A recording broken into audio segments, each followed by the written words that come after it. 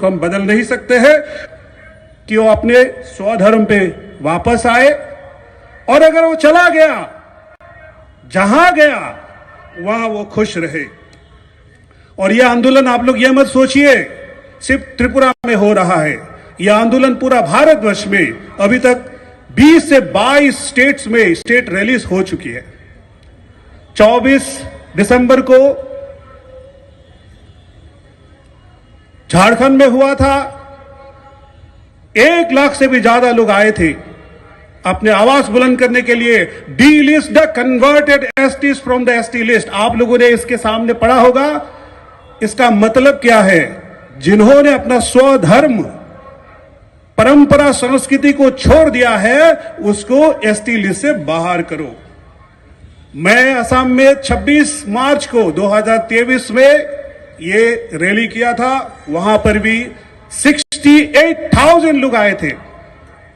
ऐसे यह आंदोलन पूरा भारतवर्ष में चल रहा है, और यह आंदोलन का शुरुआत अभी का नहीं है। 1967 में आप लोगों ने इस मंच के दाहिने तरफ, आपके दाहिने तरफ देखा होगा, कार्तिक उरांव जी का फोटो है, जो कांग्रेस का एक एमपी बिहार से थे। उन्होंने इस बात को आज से 1967 में संसद में उठाया था। संस्कार परंपरा को प्यार करते हैं, ऐसा मुझे बिल्कुल लग ही नहीं रहा था।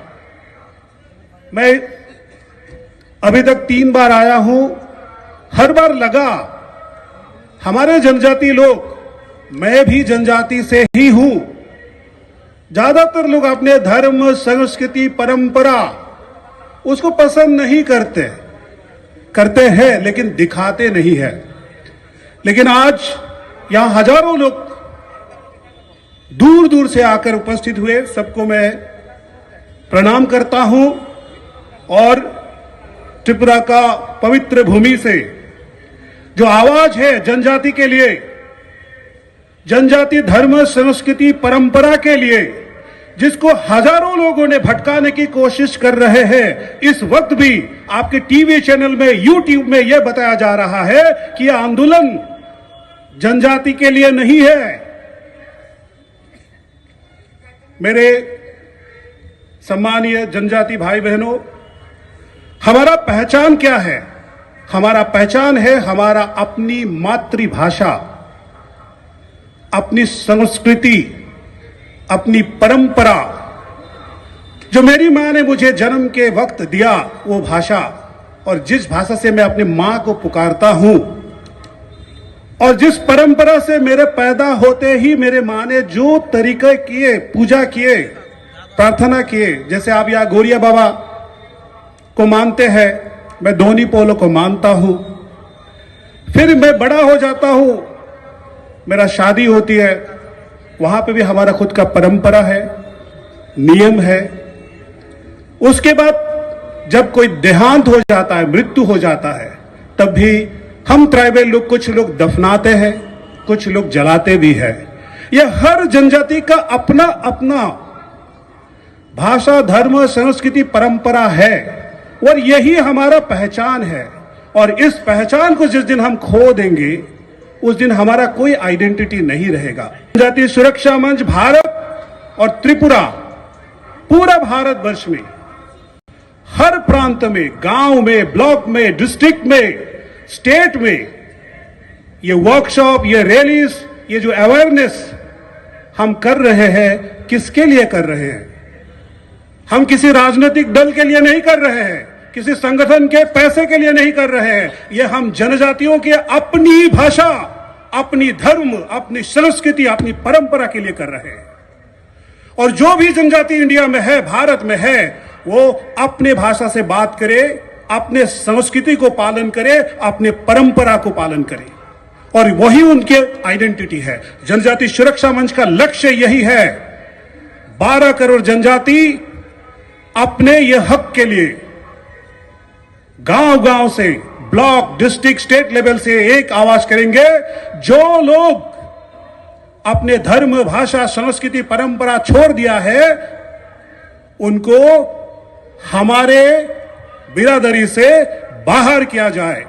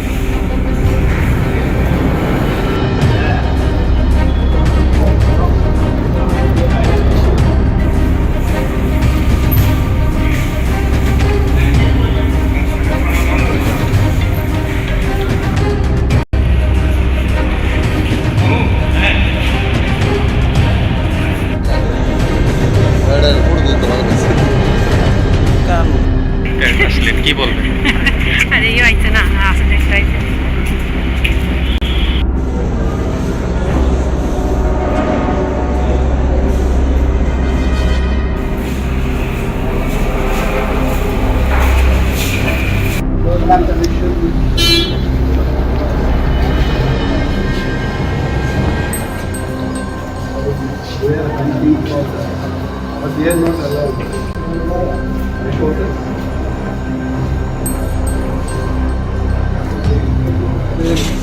প্রিয় দাদা সুরজিৎ দত্ত, যাকে আমরা সোনুদাই বলি, ওনার অসুস্থতার খবর পেলাম গতকাল রাত্রিবেলায়। এখন দেখে আসলাম। ডাক্তাররা সমস্ত কিছু চেষ্টা করছেন এবং ইশারা দিয়ে উনি কথাও বলেছেন। এবং এইটুকু বলতে পারি যে মেডিকেল ট্রিটমেন্টে যা যা দরকার এটা হচ্ছে। শুনলাম যে এয়ার লিফটিং করে আগামীকাল নিয়েও যাওয়া হবে ওনাকে। বাট উনি ইশারা দিয়ে কথা বলছেন। বললাম যে দাদা আপনি ভালো হয়ে উঠবেন, ভগবানের কাছে প্রার্থনা করব যে তাড়াতাড়ি উনি যেন সুস্থ হয়ে ওঠে। Condition, he was in mass, but he was giving all indication. And when I said that you are okay, you will be all right within 2-3 days, he was also giving his signal that I am strong and then I'll be all right. So doctors are trying their best, and I have come to know that tomorrow airlifting will be done through air ambulance and far better treatment. The family members will try. Let us wait and see what happens. But I only can pray to the God that he should be well very soon. Thank you.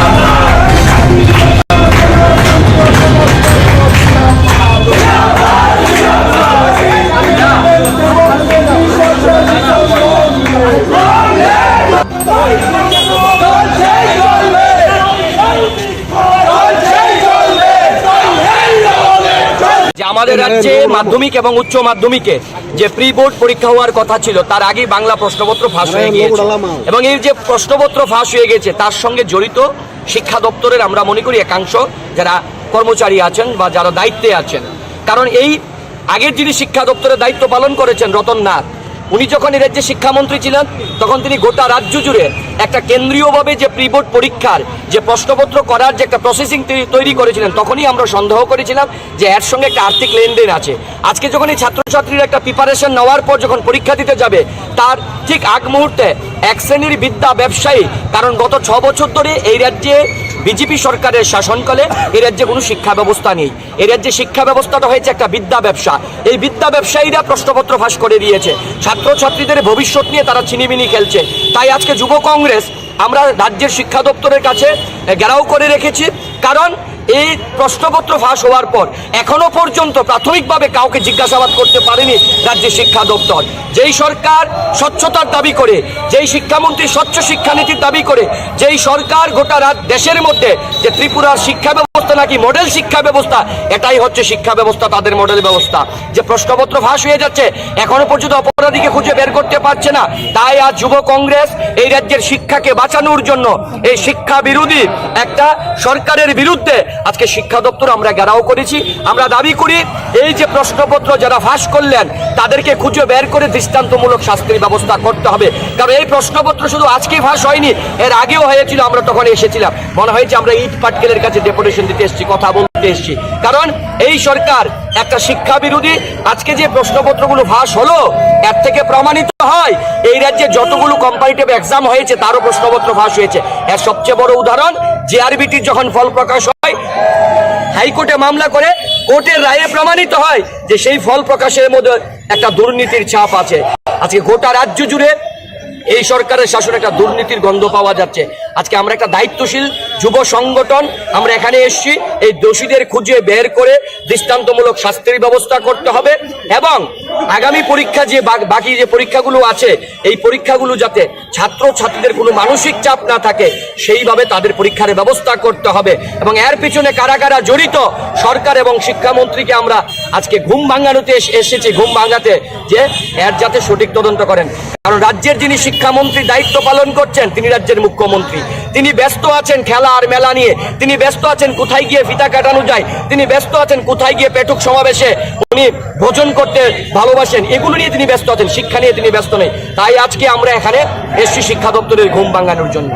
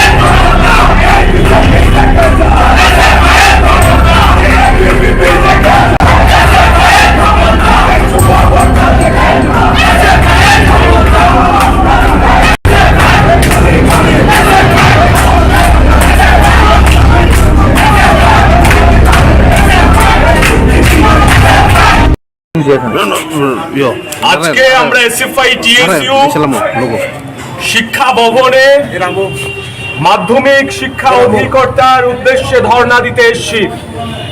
আমরা লক্ষ্য করেছি আমাদের রাজ্যের অত্যন্ত গুরুত্বপূর্ণ একটা পরীক্ষা মাধ্যমিক উচ্চ মাধ্যমিকের প্রি বোর্ড পরীক্ষার প্রশ্নপত্র ফাঁস হয়ে গেছে। টাকার বিনিময়ে বিভিন্ন কোচিং সেন্টার থেকে এই প্রশ্নপত্র বিলি হয়েছে। আমরা প্রশ্ন তুলতে চাইছি যে কেন্দ্রীয়ভাবে মাধ্যমিক শিক্ষা দপ্তরের অধীনে পরিচালিত একটা পরীক্ষা, এই পরীক্ষার প্রশ্নপত্র বাজারে ফাঁস হয়ে যায়। এই দপ্তরের ভেতরে ঘুঘুর বাসা রয়েছে। দপ্তরের আধিকারিকদের দুর্বলতার কারণে গুরুত্বপূর্ণ পরীক্ষার প্রশ্নপত্র বাজারে বিক্রি হচ্ছে। আর আমাদের রাজ্যের ছাত্রছাত্রীদের ভবিষ্যৎ নিয়ে এই শিক্ষা দপ্তর ছিনিমিনি খেলছে। রাজ্যের মুখ্যমন্ত্রী শিক্ষা দপ্তরেরও ভারপ্রাপ্ত মন্ত্রী, উনি যখন এই শিক্ষা দপ্তর পরিচালনা করেন তখন শিক্ষা দপ্তর প্রতিদিন পেছন থেকে আরো পেছনের দিকে যাচ্ছে। রাজ্যের শিক্ষামন্ত্রী তথা মুখ্যমন্ত্রীর কোনো সম্বিত ফিরছে না। উনি নানা জায়গায় ঘুরে ঘুরে জ্ঞান বিতরণ করছেন। স্বপ্নের ফেরিওয়ালার মতো ত্রিপুরা রাজ্যে মেডিকেল হাব হবে, শিক্ষার হাব হবে, এইরকম কাল্পনিক কথা তুলে ধরছেন। কিন্তু ত্রিপুরা রাজ্যে শিক্ষার যা কিছু ছিল সেটাকেও তিলে তিলে ধ্বংস করে দেওয়ার জন্যে মুখ্যমন্ত্রীর নেতৃত্বাধীন সরকার তৎপর রয়েছে। এই ভয়ঙ্কর পরিস্থিতিতে আমরা মনে করি ছাত্ররা যদি চুপ থাকে, ছাত্র সংগঠন যদি চুপ থাকে, তাহলে আগামী দিনে আরো ঘোরতর দুর্দিন নেমে আসবে। কাজেই আমরা আজকে শিক্ষা ভবনে এসেছি। আমরা তদন্তের দাবি করছি, যারা এই ঘটনায় জড়িত দোষীদের শাস্তির দাবি করছি এবং সেই সঙ্গে রাজ্যের শিক্ষা ব্যবস্থাকে বেসরকারীকরণের মাধ্যমে রাজ্যের শিক্ষা ব্যবস্থার যা কিছু অর্জন তাকে ধ্বংস করার জন্যে প্রতিদিন যে পাইচারা হচ্ছে তার বিরুদ্ধে এসএফআই টিএসইউ লড়াই করছে। আমরা মনে করি এই সরকারের দৃষ্টিভঙ্গির কারণে, এই সরকারের দুর্বলতার কারণে আজকে গোটা রাজ্যে শিক্ষা ব্যবস্থা ভেঙে পড়ছে। কাজেই আমরা এখানে প্রতিবাদ জানাতে শিক্ষা ভবনের সামনে ধর্ণা দিচ্ছি। আমরা মনে করি এই সরকার যতক্ষণ পর্যন্ত তাদের শীত ঘুম ভেঙে বেরিয়ে না আসবে ততক্ষণ পর্যন্ত এই রাজ্যের ছাত্রদের এই ধরনের বিপদের বারবার সম্মুখীন হতে হবে। আমরা নিন্দা জানাই, ধিক্কার জানাই এই তগলুকি যে সরকার চলছে এবং এই সরকারের অধীনে একটা অপদার্থ শিক্ষা দপ্তর যারা বারে বারে রাজ্যের শিক্ষা ব্যবস্থার উপর আক্রমণ করছে, আঘাত করছে। জানার জন্য আপনাদের পুরো সহযোগিতা প্রয়োজন। আর এই পরীক্ষাকে ভালোভাবে নিষ্পন্ন করার জন্য, সার্থক করার জন্য আপনারা পুরোপুরি আশা করি আমাদের সাথে সহযোগিতা করে যাবেন এবং আমাদের বিভিন্ন যেগুলো সবাই জানা উচিত এগুলো ঠিকমতো প্রচার করে যাবেন। সেটা সময়সূচিটা নির্ঘণ্টটা একটু বলে দেবেন। হ্যাঁ, আমাদের পরীক্ষা আগামী যেটা শুরু হবে, পরীক্ষার সময়তে আগে আমি একটু দু একটা বিষয় একটু পরিষ্কার করে নিই, তারপর সময়সূচি বলছি। আমাদের পরীক্ষা দেখুন, এর মধ্যে সারা ত্রিপুরায় আমাদের গতবার যতগুলো সেন্টার ছিল, যে ব্যবস্থাপনা ছিল, এটা পাল্টে গেছে।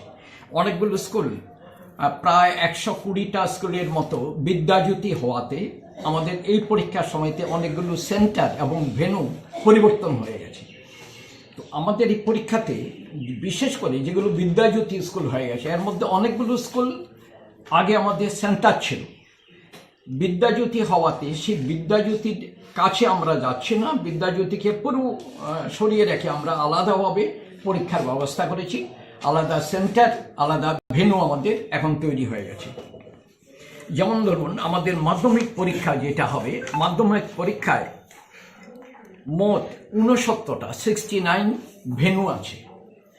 সেন্টার 69 সেন্টার, 69টা সেন্টার আছে আর 144টা ভেন্যু আছে। সেন্টার হলো আমাদের শাখা আর ভেন্যু মানে প্রশাখা। একটা সেন্টারের আন্ডারে কয়েকটা ভেন্যু থাকে। আর 12 পরীক্ষার সময়তে আমাদের যেটা সেন্টার আছে 60 আর ভেন্যু আছে 98। তার মধ্যে মাধ্যমিক যে পরীক্ষা, মাধ্যমিক পরীক্ষায় আমাদের এবার বিভিন্ন আপনারা যদি জানতে চান বিভিন্ন ডিস্ট্রিক্ট ওয়াইজ আমরা জানিয়ে দিতে পারি কটা। যেমন ধরুন ধলাই জেলায় সেন্টার আছে 7টা, তার মধ্যে সেন্টার 7টা আছে, ভেন্যু আছে 13টা। আর স্কুল যে পরীক্ষা হবে 103টা স্কুলে পরীক্ষা হবে। গোমতী জেলাতে সেন্টার আছে 6টা, ভেন্যু আছে 17টা, পরীক্ষা হবে 127টা স্কুলে। খোয়াই জেলাতে 3টে সেন্টার আছে, 12টা ভেন্যু আছে, পরীক্ষা হবে 109টা স্কুলে। নর্থ ডিস্ট্রিক্টে 6টা সেন্টার আছে, 19টা ভেন্যু আছে, পরীক্ষা হবে 117টা স্কুলে। সিপাহীজলাতে 8টা সেন্টার, 22টা ভেন্যু, পরীক্ষা হবে 179টা স্কুলে।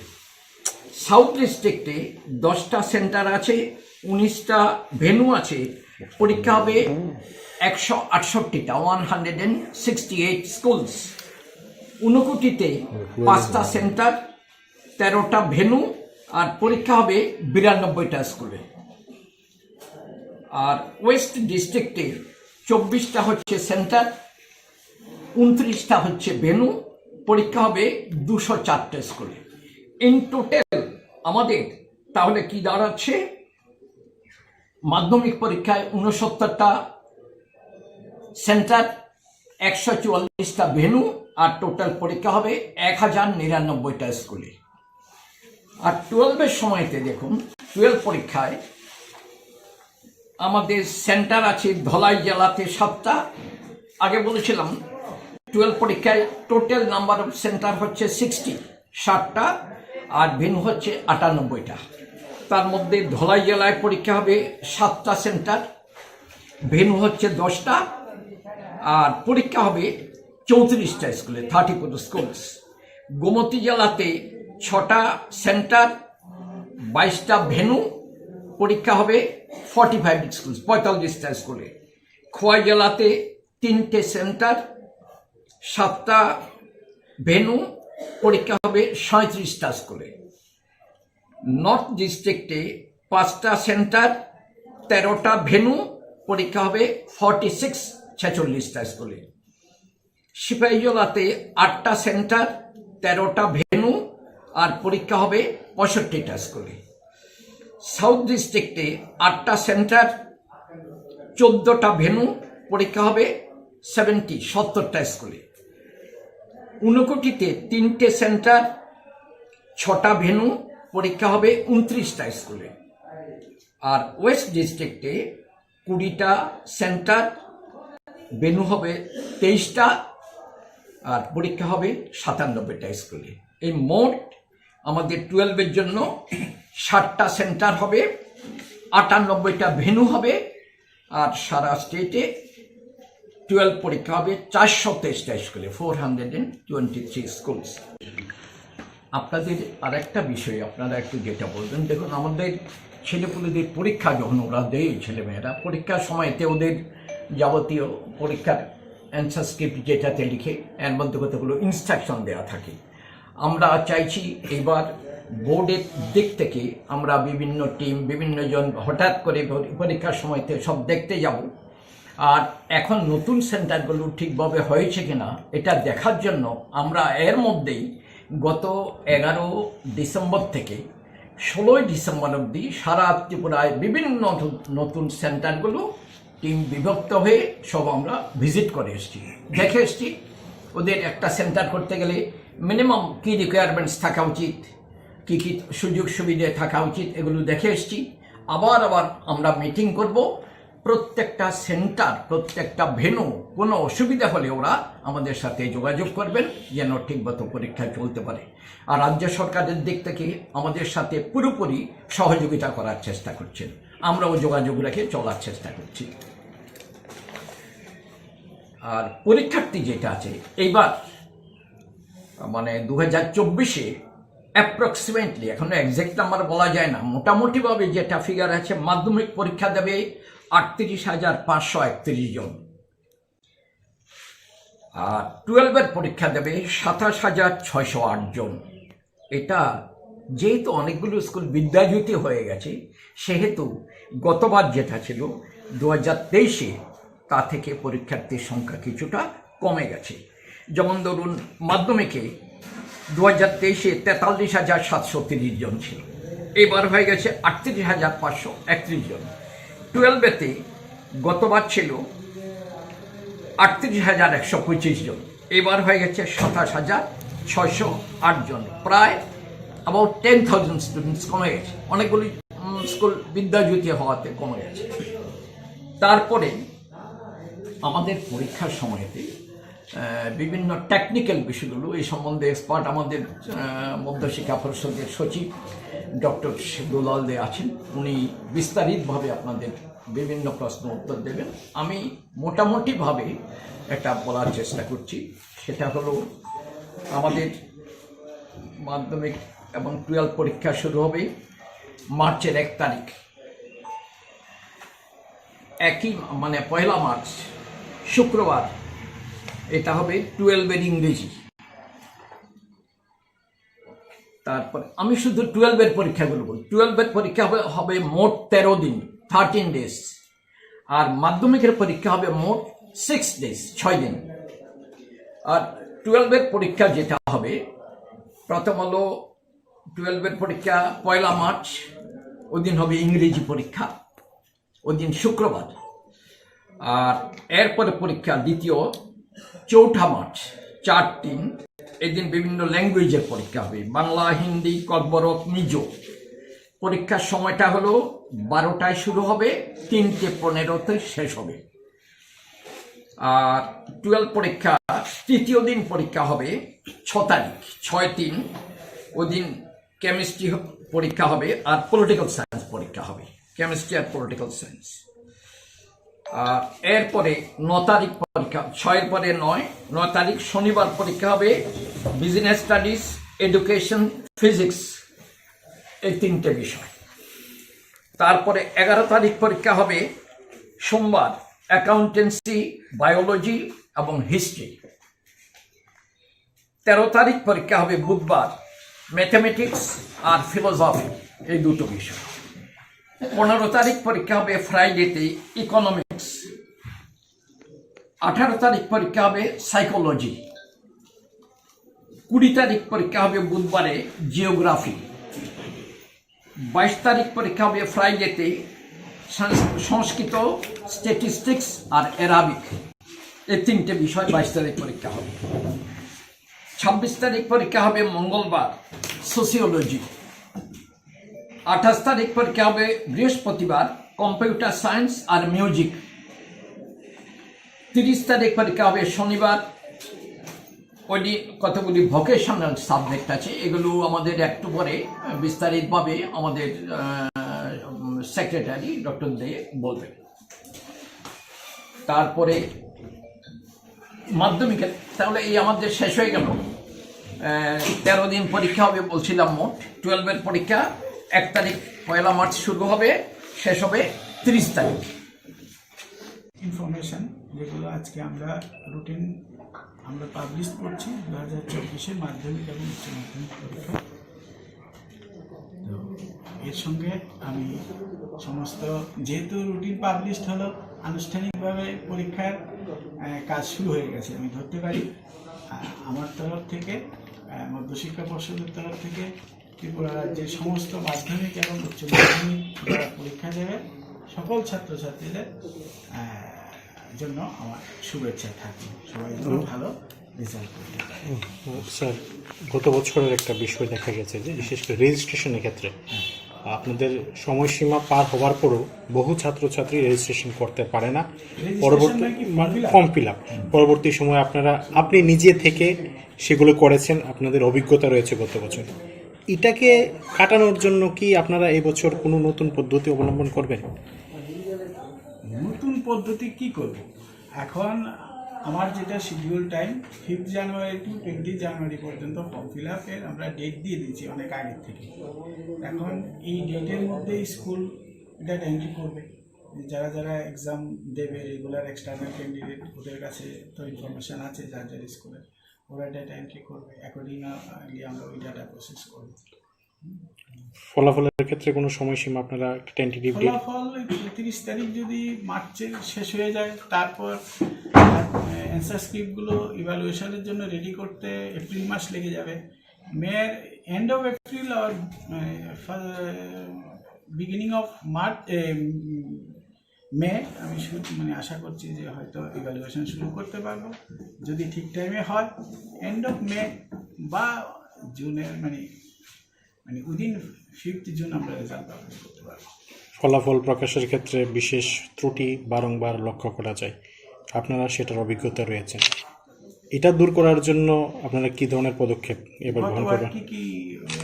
বিশেষ করে 12-এর ক্ষেত্রে প্র্যাকটিক্যাল মার্ক নিয়ে পরবর্তী সময়ে আপনারা বিভিন্ন স্কুল আপনারা ভিজিট করেছেন, যে বিশেষ করে না এগুলো তো ত্রুটি না, আমরা ভিজিট করেছি একটি কারণে যে এটা আমাদের দায়িত্বের মধ্যেই পড়ে, যেহেতু ইন্টারনাল অ্যাসেসমেন্ট 20 মার্কসের এখন হয়েছে এনসিইআরটি কারিকুলাম হিসাবে 2020 থেকেই চলছে এই প্রসেস। 80তে থিওরি পরীক্ষা দেয়, 20তে ইন্টারনাল মার্কস দেয়। ইন্টারনাল মার্কসটাও দেওয়ার একটা প্রভিশন, একটা নির্দিষ্ট একটা কারিকুলাম রয়েছে কীভাবে করে দেওয়া হবে। এখন যে মার্কসগুলো ঠিকভাবে স্টুডেন্টদের যাচাই করে বা পরীক্ষা নিরীক্ষা করে দেওয়া হচ্ছে কিনা, আমরা শুধু সেই দিকটা বোর্ডের দিক থেকে দেখেছি স্কুলে গিয়ে।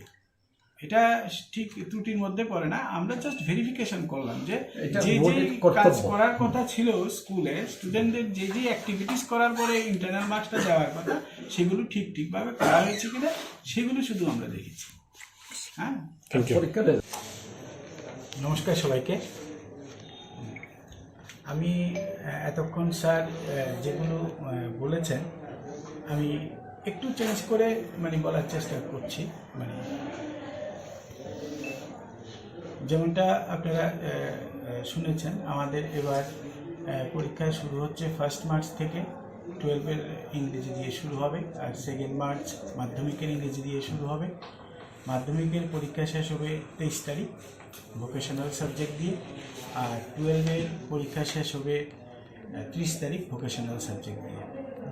তো এর সাথে রিলেটেড প্র্যাকটিক্যাল পরীক্ষা, প্র্যাকটিক্যাল বেস সাবজেক্টগুলো অলরেডি আমাদের হয়ে গেছে, তার অ্যান্সার স্ক্রিপ্ট মার্কসও আমরা পেয়ে গেছি। আর প্র্যাকটিক্যাল মার্কসগুলো স্কুল কর্তৃপক্ষ আমাদের অনলাইন ফর্ম ফিল আপ যখন শুরু হবে তখন ওরা অনলাইনে আপলোড করবে।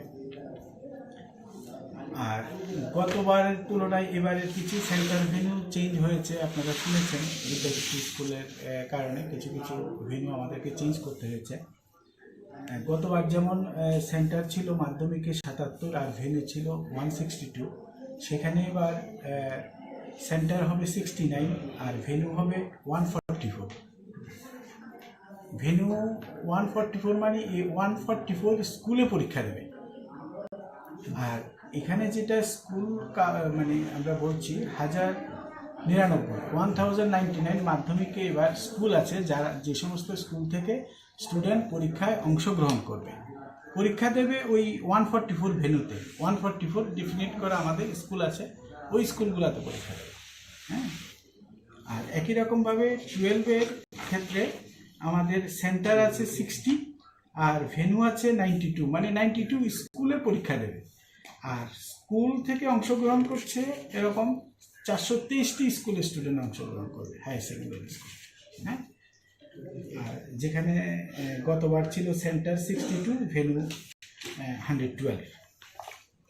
এরপর আমি আসছি যে আমাদের এই যে বিদ্যাজ্যোতি হওয়ার পরে যে ভেন্যু চেঞ্জেস হলো, এতে আমাদের নতুন ভেন্যু হয়েছে 56টি নতুন ভেন্যু আমাদের করতে হয়েছে মাধ্যমিকের জন্য।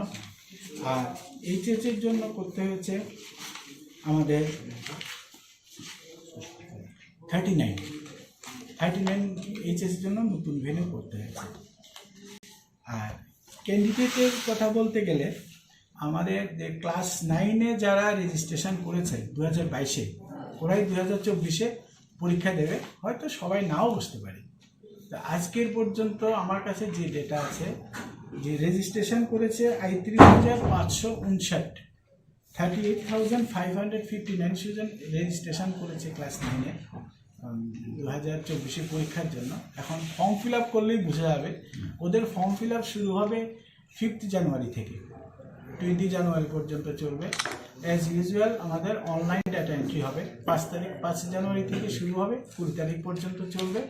এর মধ্যে থেকে আমরা বুঝতে পারবো কতজন রেগুলার ক্যান্ডিডেট পরীক্ষা দেবে আর এক্সটার্নাল ক্যান্ডিডেট কতজন পরীক্ষা দেবে। এই ক্যান্ডিডেট থেকেই আসবে রেজিস্ট্রেশন যতজন করেছে। একই রকমভাবে 11-এ রেজিস্ট্রেশন করেছিল 27,627 জন, এর মধ্যে থেকেই আসবে। হয়তো পুরো সংখ্যাটা আসবে না, কিছুটা কম হতে পারে। আর তাছাড়া গতবার যারা ফেল করেছে 2023-এ, ওরা কন্টিনিউ কম্পার্টমেন্টাল হিসেবে এবার পরীক্ষা দেবে। তো এরকম মাধ্যমিকে কন্টিনিউ ক্যান্ডিডেটের সংখ্যা হচ্ছে 289, আর কম্পার্টমেন্টাল ক্যান্ডিডেট হচ্ছে 1014 মাধ্যমিকের ক্ষেত্রে, অনেকটা বেশি। আর হায়ার সেকেন্ডারির ক্ষেত্রে কন্টিনিউ থাকছে 300, আর কম্পার্টমেন্টাল থাকছে 510। সিঙ্গেল সাবজেক্ট 1 জন, ইমপ্রুভমেন্ট দেবে 23 জন ক্যান্ডিডেটে, ইকুইভ্যালেন্স ক্যাটাগরিতে এক্সাম দেবে 3 জন স্টুডেন্ট। এগুলো অলরেডি আমাদের কাছে ফর্ম চলে এসছে, এরা আগেই কনফার্ম হয়ে গেছে। এখন আমাদের কাছে রেগুলার আর এক্সটার্নাল ক্যান্ডিডেট আসবে 5 জানুয়ারি থেকে 23 জানুয়ারির মধ্যে। এর জন্য একটা আমরা পত্রিকায় নোটিশ দেবো, এর মধ্যেই দেবো। ডেটটা কবে স্যার? 5 জানুয়ারি থেকে 20 জানুয়ারি। এটা আমাদের অ্যানুয়াল ক্যালেন্ডারই দেওয়া আছে যে অনলাইন ডেটা এন্ট্রি যেটা পিরিয়ড থাকবে। তো এই হচ্ছে আমাদের এবারকার পরীক্ষার মোটামুটি একটা ইনফরমেশান।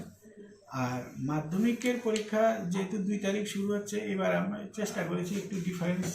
রুটিনটা আপনারা দেখলেই লক্ষ্য করবেন যে মাধ্যমিকের পরীক্ষায় আমরা গ্যাপ রেখেছি পর্যাপ্ত পরিমাণে, যথেষ্ট। এরকম গ্যাপ আর হয়তো আর আগে কোনোদিন মানে দিইনি। এবার মিনিমাম 5 ডেজ গ্যাপ আছে মাধ্যমিক একটা পরীক্ষার মধ্যে। তো এতে আশা করি স্টুডেন্টদের সুবিধা হবে, যেহেতু ওদের জীবনের প্রথম বোর্ড পরীক্ষা। আর 12-এর জন্য গ্যাপ আছে, কারণ সবাই তো সব সাবজেক্ট থাকে না, অটোমেটিক গ্যাপটা চলে আসবে। তো এই আমাদের 2024 সালের মাধ্যমিক এবং দ্বাদশের পরীক্ষা আগামী মার্চ মাসের 1 তারিখ শুরু হবে, আর পরীক্ষা শেষ হবে মার্চের 30 তারিখ। এই যে মাধ্যমিক এবং দ্বাদশের পরীক্ষা সার্থকভাবে পরিচালিত করতে গেলে, পরীক্ষাকে মানে সুন্দরভাবে শেষ করতে গেলে, যেমন একদিকে ছাত্র, শিক্ষক এবং অভিভাবকদের সহযোগিতা প্রয়োজন, তেমনিভাবে আমাদের রাজ্য সরকারের পুরোপুরি সহযোগিতা, প্রশাসনিক বিভাগ, শিক্ষা বিভাগ, স্বাস্থ্য বিভাগ, যোগাযোগ ব্যবস্থা, এগুলো প্রত্যেকটা দিক থেকে পুরো সহযোগিতা না হলে আমাদের পরীক্ষা নিষ্পন্ন করা সম্ভব নয়। এই জন্য আজকে আপনারা যারা বিভিন্ন যোগাযোগ মাধ্যমের প্রতিনিধি যারা আসছেন, আপনাদের আমরা বিনীতভাবে একটা অনুরোধ করব, সেটা হচ্ছে আপনারা পুরোপুরিভাবে পুরো যোগাযোগ ব্যবস্থাকে সচল রাখার জন্য আপনার শুরু হবে মার্চের 2 তারিখ থেকে, 2 মার্চ। 2 তারিখ পরীক্ষা হবে শনিবার, ইংরেজি 12টা থেকে 3:15 অবধি। আর 2 তারিখের পরে পরীক্ষা হবে 7 তারিখ, ওই দিন পরীক্ষা হবে ল্যাঙ্গুয়েজটা, মানে বাংলা, হিন্দি, ককবরক আর মিজো মাধ্যমিকের দ্বিতীয় দিন বললাম। প্রথম বললাম 2 তারিখ শুরু হবে মাধ্যমিক, 2 মার্চ। তারপরে দ্বিতীয় দিন পরীক্ষা হবে 7 মার্চ। তৃতীয় দিন পরীক্ষা হবে 12 মার্চ, মাধ্যমিক পরীক্ষা, ওই দিন মঙ্গলবার। ওই দিন পরীক্ষা হবে সোশ্যাল সায়েন্স, মানে হিস্ট্রি আর পলিটিক্যাল সায়েন্স, আর হবে সোশ্যাল সায়েন্স, ইকোনমিক্স আর জিওগ্রাফি, এই দুটো। 16 তারিখ পরীক্ষা মাধ্যমিকের, শনিবার। ওই দিন হবে সায়েন্স মানে বায়োলজি, আর হবে সায়েন্সের ফিজিক্স আর কেমিস্ট্রি, ওই 16 তারিখ। আর 21 তারিখ হবে মাধ্যমিকের বৃহস্পতিবার, ম্যাথামেটিক্স বেসিক এবং ম্যাথামেটিক্স স্ট্যান্ডার্ড, এই দুটো। 23 তারিখ পরীক্ষা হবে শনিবারেতে অপশনাল 6th সাবজেক্ট। এগুলো সম্বন্ধে বিস্তারিতভাবে আমাদের সেক্রেটারি মশাই বলবেন। একটু এই তাহলে আমাদের মাধ্যমিকের 6 দিনের পরীক্ষা শেষ হয়ে গেল। মাধ্যমিক হলো 2 তারিখ, 7 তারিখ, 12 তারিখ, 16 তারিখ, 21 তারিখ, 23 তারিখ, এই মোট 6 দিন পরীক্ষা। আর 12 হলো 13 দিন।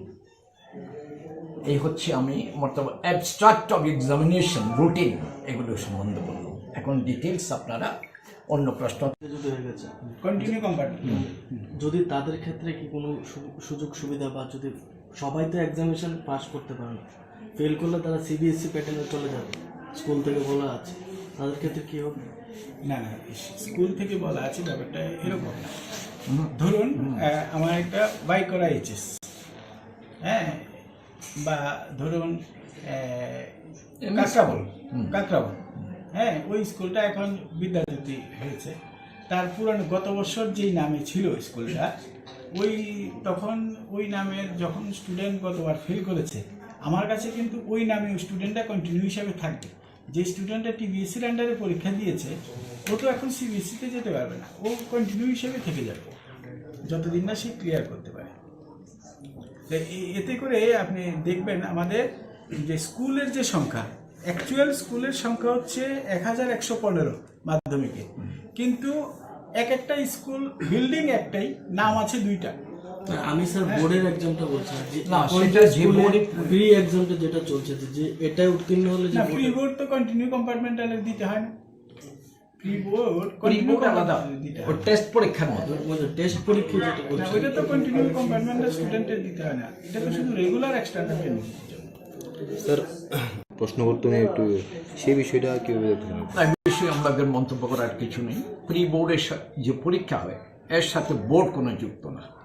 প্রি বোর্ড পরীক্ষা পুরোপুরি রাজ্য সরকারের শিক্ষা বিভাগ, ওরাই পরীক্ষা নেন, বোর্ড অটোনমাস আলাদা।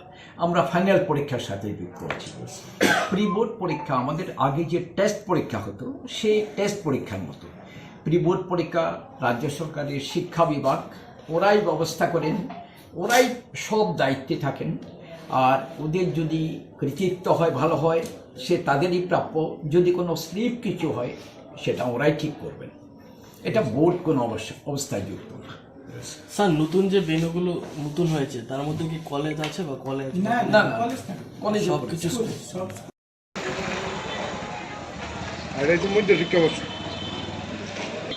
সমন কন্ডাক্টরে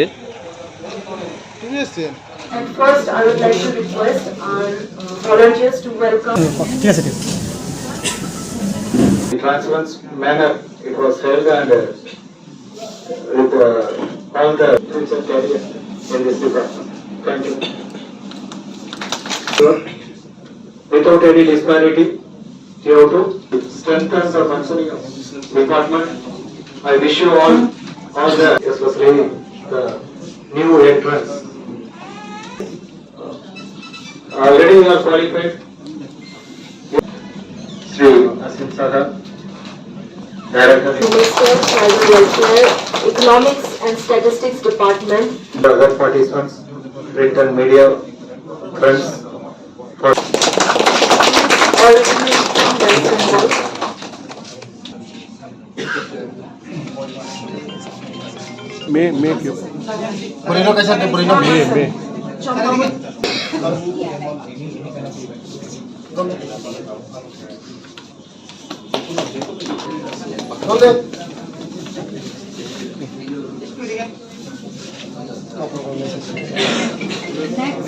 সাংবাদিক বন্ধু থেকে merry Christmas, happy new year. সব বন্ধুকে ধন্যবাদ। আজকে একটা এমন দিন, আমাদের সরকার, মানিক স্যারজির নেতৃত্বে যে সরকার, আমাদের সরকার সুস্থ নীতিতে যে সরকার চলছে, আজকে আমাদের মধ্যে 37 ছেলেমেয়েরা আজকে অফার পাচ্ছে। ওদের হাতে আমরা অফার বিলি তুলে দেব এবং স্বচ্ছতা নীতির সঙ্গে যারা জিআরবিটির মধ্যে যারা পাস করেছে তাদের হাতে আমরা আজকে অফারটা বিলি করব এবং আগামী দিনও এই স্বচ্ছতা নিয়েই আমাদের সরকার চলবে। আমাদের সরকার স্বচ্ছ নীতি নিয়েই চলবে। আমার মানিক স্যারজির নেতৃত্বে যে সরকার চলছে, এটা আমাদের স্বচ্ছতার সঙ্গেই চলছে। যারা চাকরি পেয়েছে তাদের উদ্দেশ্যে কি বার্তা থাকবে?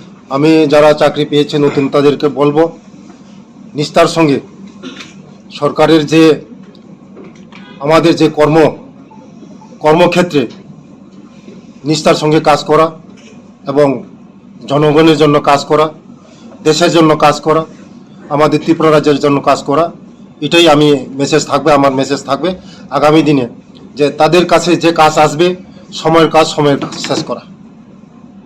থ্যাংক ইউ, ধন্যবাদ। স্যার আজকে 36 জন। 36 জনের মধ্যে স্যার এসটি কতজন স্যার?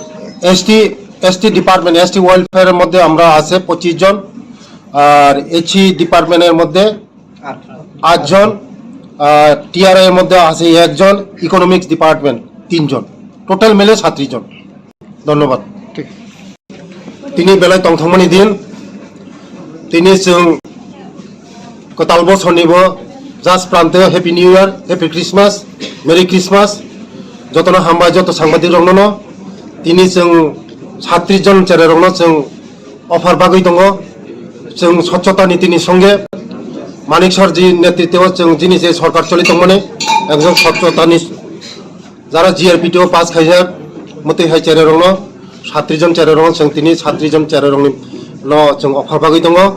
আগামী দিন তিনি সরকার যারা talent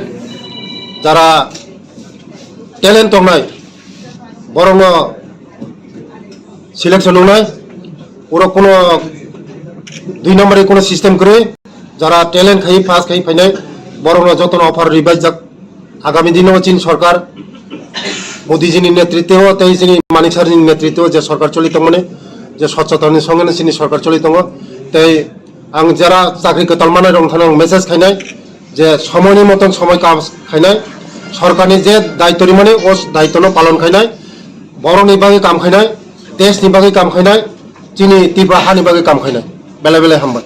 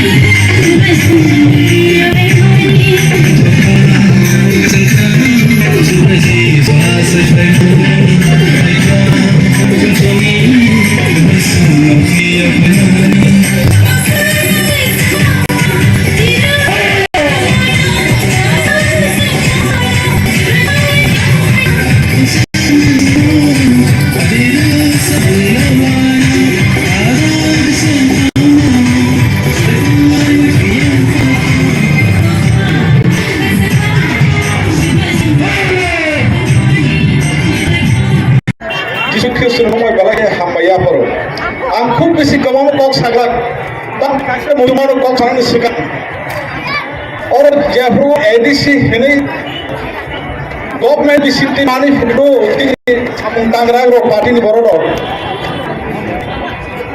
1986-87 logo Christian group mani jora abruci nagar ro wan sumani tongo o ADC bewak kamiro o gana gini o tawon ni gana gini kamiro bewak no mot ham mane nangai hinichi na okra live deacon Birolal late Reverend Robindra Song Borok ni wan sumarok singo cycle mani tongai abo tinin bele muito man khojoro ang bisas khlayo o gana gini o khumulung ni gana gini bewak mot kamiro no mot hakabai khana hanai hoyto kashi kusu kajon tobi maro আর জায়গার চিনি সাউন্ডে ও তংখ जों सुरिमा बायखे गाय दोनो पयतो खायमानि मिसिं दिखे ओ अब हाकिनो कोई मसालायै कायदुन मुंगलो कोचो खलायलेमन बिसिंते जे गामि ताबुंगो न थाखायाखो आ गामि रगनो जों आसा खालायनाय आ गामि रगनो बागै जों सुलिनाय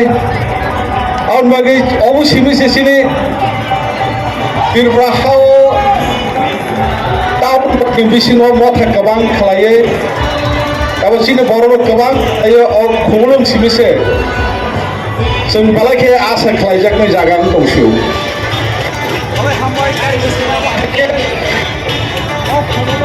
खौनो याफोरमानि बागै जिनि बरक सिबि सय खालायै अ जागा जों कायदिनो लबलाय दंमोन बालायखे हामबाय आं दिनो दरा कक सानमोन किसिसा खुब गोबांया बालाय गोबां साग्लाक आ ककखे जिनि जतनि यागनो दं इलामबागो लो कथमा काहाम दुइनि आठनि सिमे आगरो पजरा परीक्षा के आ जागा काहाम के सराय के आ जागा टकनो जों मुइतु खलायलेने आबुंखा जे मेरा मरकनाय रक निथानिबो कथमा काहाम थाय सकै मानि आ मेरा मरकनाय रक बर गामियाव किफिलिया बग्रा रकनि थानियाव बरनि बग्रानि थानियाव किफिलिया खालायै हर साल मेरा मरक दंलायनि रक खरचे मेरा मरकने खरचे बग्रानि ते खरचे मेरा मरकने ते खरचे बग्रा नाबो हायके मेरा मरक दंलै मानि आ मेरा मरकनाय रकनि थानियाव गिरिमानि दाथाम थाइसो बग्याफोरखौ जों नुखानि मते त कायसे काम होंगाके जेफ्रुपर आंद्रा गुंडावो सुलावो मेरा मरगलाय दंगायो आफ्रुवो आतुमसा पहर नुकसावो आ पहर नुगि बर किरलाय मानि ताबुनि बर रकाके कारेन्ट थांजाके सि किरियो आंद्रा गुंद्रांगो बोंना आफ्रा एरियाव कारेन्ट किरै आ मल लगो ताबु इलेक्ट्रिसिटी डेभलप या आज कैसा हरती बरक पहर नुखाने बर किरिजा खानेसौ सुदाव सिमिया पहर नुगि किरिजा म सिमिया पहर नु तके किरिना सुको गया किंतु आबुंखा बरक वाइसाबार नुगि आबो हाय पहर मोटर ते कैसे का आरो कोनो दिन फन आबो हाय पहर उनफायन बरक एस्पेक्ट से खलाय तंगि मानिया आउन बागै बरनि किरिमानि फायगा ते कैसे ताम फायगा नके बरनि बुसकागो आसवारि नुकजा थाइफोरखौ बर सवारिनो कायदिनो कथमा गाहाम तुइ फायगोनि साइमानिनि बागै आबो बर थानि किरिमानि कायसा तै कायसे बर थानि किरिमानि ताम होंगाके जतनि से बर किरि तमाके बंनि मेरा रक कमा तिरिनो बंनि मेरा रक बुइदा ना फाइनो बंग मेरा रक नो गेगमा रक दा खपनो सियाल रक दा खपनो आबोनो किरमुइ बरक मेरा मरबाय दंलाय मानि हर साल मरबाय दंलायो मेरा खपनाय बलंग गेगमा दंलाय बागै बरक हर साल मेरा मरबाय दंलाय मानि सुनबो आ मेरा न गमानाबो बर किरिजागो ताउ खेवा बरनि किरिमा हामानि अबो जत जिन खसे दं थानो दंना नागो आ मेरा मरनाय रक गिरिजाखनि न हामाहाय जिनि थानिबो गिरिमानि हामनानि दंना नागो आबो ताम माने जेफ्रु बरगो साका सवारि साका दिनिनो हरनो टाउननि गामिजों बेतल हेमो नरनि बारि चराय खरसे आसेके जाकरो तै आबनि किसा सिकांद्रबो नाके तावसा आरो साबां गाके आबो बेवार बरनो खाबां सरांनाय ननि साजा गाके आ टाउननि गामिजों बेतल हेमो नरनि बारि चराय खरसे आसेका आबो बेवार बरनो खाबां सरांनाय नि साजा मानि आबनो खनावै बरक हानमानखा दंथक जाखा बरक गायदो लब लायखा सिरिं सिरिंखै दंमालाय लिया बंनि गिरिमा हामै गायदो लब लायखा आ गायदो लब लाय माने ककथाय केके सुमना हानि बुसुगो गायदो लब जाथु ओ सिलसारा ब हामजामा बरक हामदो अबनो बरकनि केरल नि रसा मङा दिनो मैं सभी त्रिपुरा के जनजाति भाई बहनों को यही कहूंगा, हमें अपनी भाषा, धर्म, संस्कृति, परंपरा को बचाना है और इसको बचाने के लिए कोई सरकार या संगठन कुछ नहीं कर सकता है।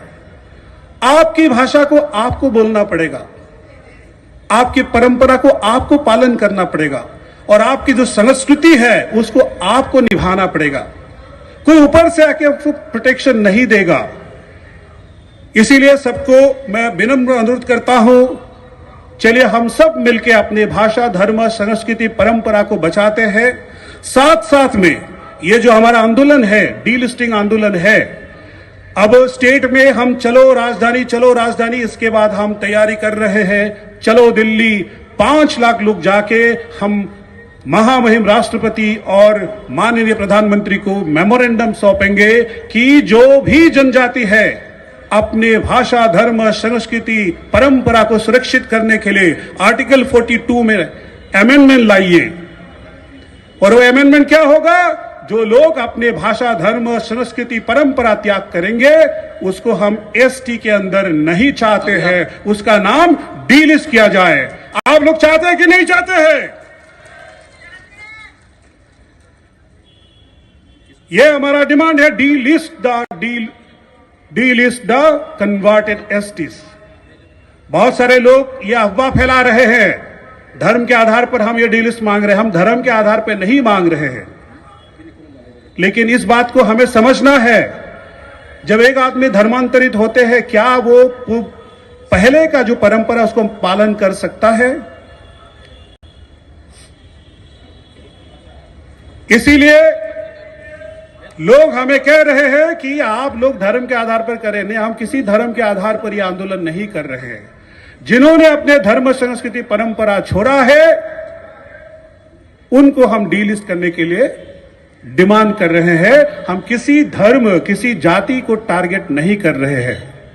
आप सभी को मेरा अनुरोध है, ये जो आंदोलन चल पड़ी है ये एक दिन का आंदोलन नहीं है। ये शुरू हुआ है 1967 में, फिर इसको फिर तरम्बित किया गया है 2006 से। पिछले 18 साल से हम गली गली में घूम रहे हैं, लाखों जनजाति के साथ हम लोग संपर्क किया है, उनके साथ में प्रवास किए हैं और सबका एक ही नारा है, अपना जाति का धर्म, संस्कृति, परंपरा बचाना है तो डीलिस्ट करना जरूरी है। तो आप सब लोग इस आंदोलन में जुड़े, इसके लिए सबको धन्यवाद। मैं कुछ स्लोगन बोलूंगा, उसके पीछे पीछे आप लोग बोलेंगे तो हम और मजबूती से, जब चलो दिन उन्होंने 348 एमपीज का सपोर्ट और सिग्नेचर लेके एक जेपीसी बनाने पर मजबूर किया था और उस जेपीसी ने रिपोर्ट भी सबमिट किया। वो किस लिए किया था? उन्होंने देखा जो हमारे जनजाति के लिए जो रिजर्व पोस्ट है, स्कूल का, नौकरी का, उसमें 80% कन्वर्टेड लोग कब्जा करके बैठे हैं। और आप सबको पता है एसटी किसको दिया जाता है? संविधान के आर्टिकल 342 में यह कहा गया है, जो जनजाति लोग कौन होंगे, शेड्यूल्ड ट्राइब कौन होंगे, जो बैकवर्ड है, जो अपने कस्टमरी लॉ से चलते हैं। आप सबको कस्टमरी लॉस के बारे में पता होगा। हर कम्युनिटी में जो भी हम करते हैं, विचार करते हैं, कोई डिसीजन लेते हैं, तो कस्टमरी जो हमारा समाजपति है, जो प्रमुख है, वो डिसीजन लेते हैं। तो ऐसे चलने वाले जो जातियां हैं, ट्राइब्स है, उनको शेड्यूल्ड ट्राइब के अंदर रखा जाता है, जिनका अपना डायलेक्ट्स होते हैं, अपना कल्चरल आइडेंटिटी होते हैं। ऐसे लोगों को एसटी लिस्ट में रखा जाता है। ये किसी धर्म के बेसिस पर नहीं है, लेकिन जब एक आदमी जब कन्वर्ट हो जाता है, सबसे पहले वो परंपरा को छोड़ते हैं, धीरे धीरे वो अपने संस्कृति को छोड़ते हैं और अपने ही जनजाति के लोगों को गाली देना शुरू करते हैं। ऐसे बहुत सारा केसेस है। असम में, नॉर्थ ईस्ट में वो कहते हैं जनजाति का धर्म है, शैतान का धर्म है। बोलते हैं कि नहीं बोलते हैं? वो शैतान का धर्म है, ट्राइबल, बैकवर्ड, ये तो जंगली है, ऐसा बात करते हैं। हमें एतराज नहीं है वो कौन सा धर्म में जा रहा है, क्योंकि ये सबको अधिकार है भारत में कोई भी धर्म लेने के लिए जाइए। और हमारा डिमांड सिर्फ इतना ही है, अगर आपने कन्वर्ट हो गया है, पार्टिकुलरली अगर आप किसी क्रिश्चियन और इस्लाम में कन्वर्ट हो गए हैं, हम आपको शुभेच्छा देते हैं। यहां से आप खुशी से जाइए और क्रिश्चियन और मुस्लिम, इस्लाम के लिए जो प्रोविजन कॉन्स्टिट्यूशन ने दिया है माइनॉरिटी का, वो लीजिए। इसके बारे में जो नेक्स्ट वक्ता है, उन्होंने अपने धर्म छोड़ दिया, जिन्होंने अपनी संस्कृति छोड़ दिया, जिसने अपने परंपरा छोड़ दिया, वो हमारा नहीं रहा। क्या लगता है हमारा है वो जो अपने परंपरा को गाली देते हैं, अपने संस्कृति को हंसते हैं, बोलते हैं ये तो ट्राइबल लोग हैं, ये तो बैकवर्ड है। जैसे भी हो, भगवान ने हमें इस कम्युनिटी में पैदा किया है। जिंदगी में एक ही जन्म मिलता है।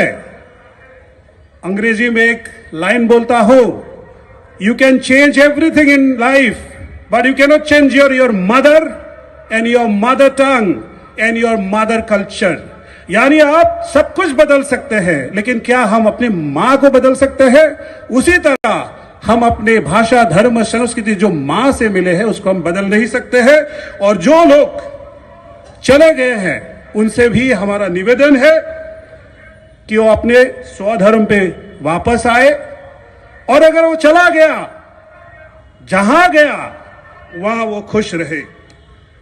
और यह आंदोलन, आप लोग यह मत सोचिए सिर्फ त्रिपुरा में हो रहा है, यह आंदोलन पूरा भारतवर्ष में अभी तक 20 से 22 स्टेट्स में स्टेट रैलीज हो चुकी है। 24 दिसंबर को झारखंड में हुआ था, 1 लाख से भी ज्यादा लोग आए थे अपने आवाज बुलंद करने के लिए। Delist the converted STs from the ST list. आप लोगों ने इसके सामने पढ़ा होगा, इसका मतलब क्या है? जिन्होंने अपना स्वधर्म, परंपरा, संस्कृति को छोड़ दिया है, उसको एसटी लिस्ट से बाहर करो। मैं असम में 26 मार्च को 2023 में ये रैली किया था, वहां पर भी 68,000 लोग आए थे। ऐसे यह आंदोलन पूरा भारतवर्ष में चल रहा है, और यह आंदोलन का शुरुआत अभी का नहीं है। 1967 में आप लोगों ने इस मंच के दाहिने तरफ, आपके दाहिने तरफ देखा होगा, कार्तिक उरांव जी का फोटो है, जो कांग्रेस का एक एमपी बिहार से थे। उन्होंने इस बात को आज से 1967 में संसद में उठाया था। संस्कार, परंपरा को प्यार करते हैं, ऐसा मुझे बिल्कुल लग ही नहीं रहा था।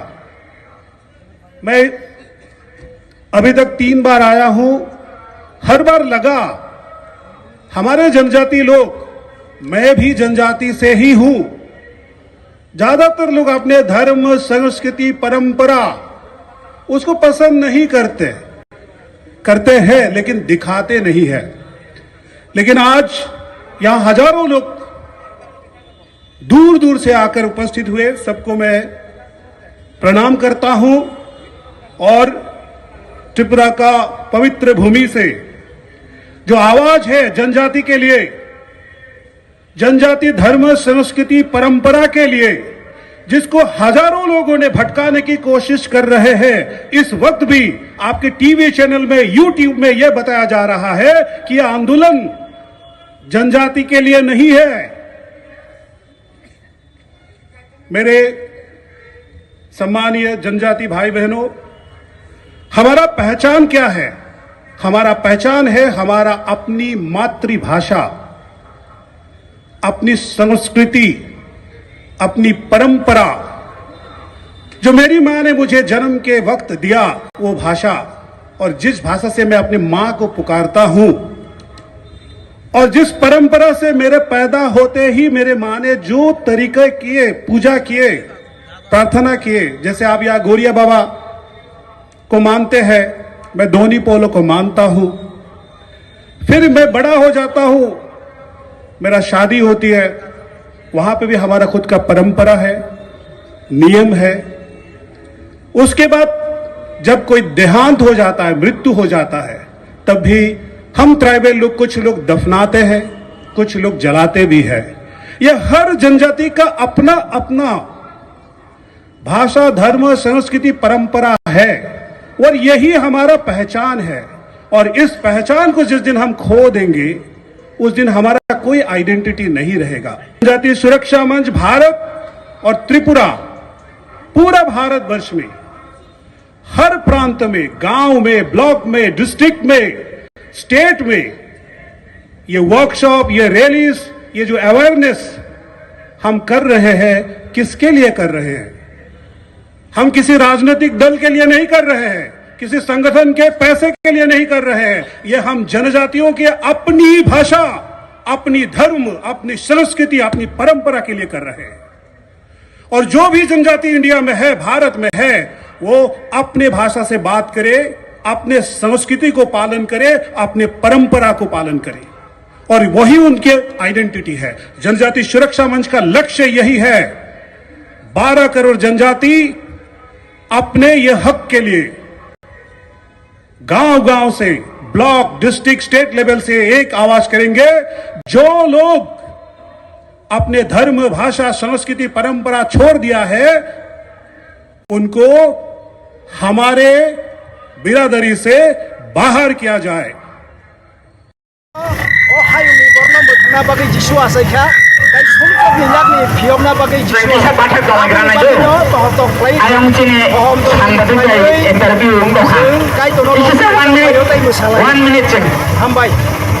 borok jese dol phang jisu asai mano bose mo thangnai ba bose lama ba bono tui khatung chokai balai ka hamo asna hambai tam ni bagai tini asu tong ko kere lik khajaka bo amtani bo tar tin borok khai khumulung bapse hesis na andani bisingo je mo khatomani simoro tini ore lik khlayo hambai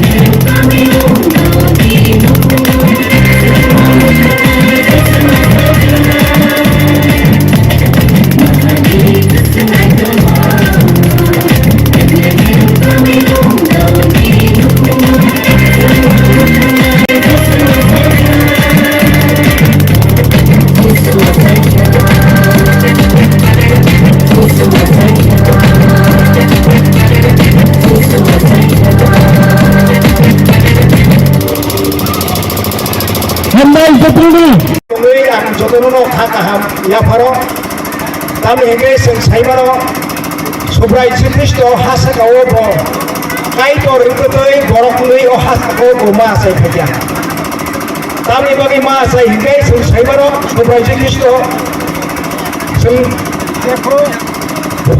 je pro somsok gonangai somsokni select kating dong sing kai tor bai kagai dong sini kawo kaksanma gurui ni dong ama haike borok je pro kaksanma gurui kai tor bai kagai tai somsokni select kating dong ni jorawo subrai Jesus Kristo o hasakawo judia hari Bethlehem o boasai phaya botam ni bagi asanya nangka bo hayuno snamo sangsarno snamo bo supra hauno tomi bang kamu kintu haibano bo borok no hamsak mani bagi borok no khairok mani bagi nono ano somsok ni yak ni phiong ni bagi tai sini lang mano muthana ni bagi suprai Jesus Kristo bo hasakawo judia hani Bethlehem bo asai phaya tapi bagi masa hingkai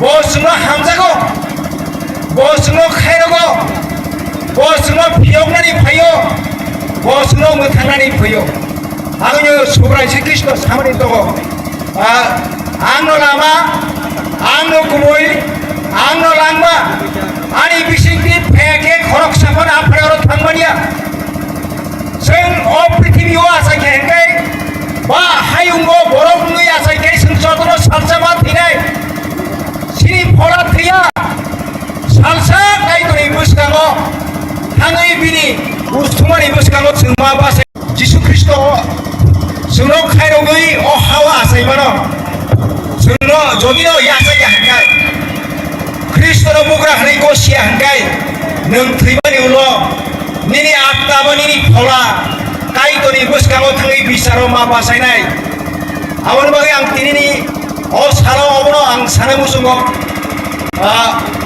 o bustumani jorabo sukna hawoda thanai na mor keoda thanai kai tor suno hamjagi ringi tongo kai tor suno phiongani bagai bo sak tiar khai tongo awoni bagai oro tongnai bebak takhu bogro bukurono tai tipra hasteni bebak takhu bukurono ang koine musungo jisuni thani phaidi jisuro muthangui mano jisuro phiogui mano jisuni ni sumsokno nakari mano awni bagai sing joino khaksang yangi dongkai gobang hasakawo o hayungo sing gobang boro khaksang yangi dong nung ang khaksang manada musu rang puisa don sompoti sungsani bebak mani dong pharo sing ho khaksang mania sabo khaksang riman ekmatro Jesus Kristo se borongni bokhawo khaksang riman nung ang no khaksang manana nang singa khaksang mani juri nangsa thangkai o Jesus ang min thani khaksang ma sano nung anoro bini sakai nung khaksang manai nung awni bagi tini no saro sing oro komorang baptis association ingoi sing oro tini rally khailenya ang phaine rong belai khaka hamya paro sini subrai Kristo mo thangmani sino mo thangmani ang obno sing saiman suka Jesus Kristo sino somsong yakni phiongmani obno sing saiman suka Jesus Kristo sino mo thangmani ang obno sing saiman suka awni bagai tinini salo sing hom dodom khlai Jesus asai monotei sing bono kurumo bono rabo tai bono tui dong thalayo tai bono tui sing rally khlayo awani bagai haji takut bukoro omai ke bisi gurum sing jisuno kotor ni loboi sing bono kurumai bono loboi sing bono mulai nai antai sing kamang ok saram sugia ini ok sama di kai sing ketar ke hamai kai tem Happy Christmas Tongko Christmas amai ang suwan tuno loboi resaboi sing rally klaiman ka nina hamari bai kai jorapa Jisu nung 2023 bosini sekango hasako bornga sepeka aipano nini omar apun simia ya pangono nung tongo nung pre-existent nung aginu ya pangono tongo nung tabo tongo nung olobo tongnai 2023 ni simino tabo o 2023 nini आमतिया क्या नोंया बुंसिनि दङ जिसुनो खुलुमनो हामबायो नोंखौलाय जोंनो मानखा नोंसोरनो फायनाय जों दिनै हरियालि खायमानि याग्रताव जों जाय दामाव थांनायानो रोसाबै मुसाबै थांनायनाय आफाकायथ' थांखो लामाव मुंसा बेरामावनिया दिखे जायना नक थारो नक नवो ताई काबियो मथाव समिना ताई मथाव जायना मथाव सारिनि program tunggu, saya bersama tebo, saling membawa tunggu, dina hamari tunggu, apa kaitor, jeng saya berjalan, moto tanggai program kayu mana ni, tahu semua orang itu tuai nai, apa yang sungguh tu itu jadi, sini saya senang kali, kebetulan bawa haksa lengkung, sini putra Yesus Subrayo, tahun ini mungkin tak boleh suju, amin.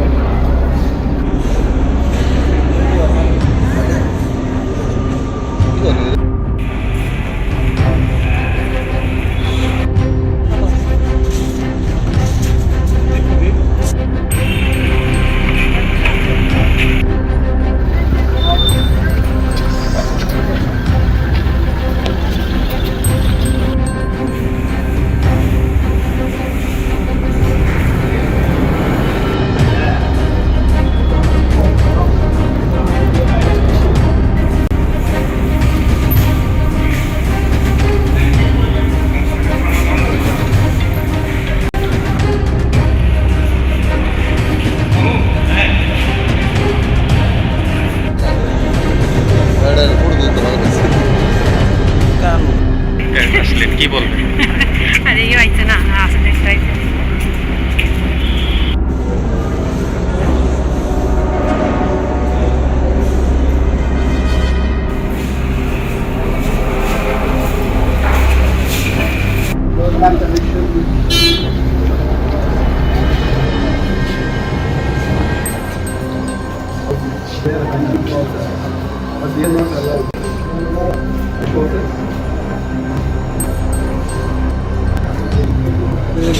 প্রিয় দাদা সুরজিৎ দত্ত, যাকে আমরা সনুদাই বলি, ওনার অসুস্থতার খবর পেলাম গতকাল রাত্রিবেলা। এখন দেখে আসলাম, ডাক্তাররা সমস্ত কিছু চেষ্টা করছেন এবং ইশারা দিয়ে উনি কথাও বলেছেন।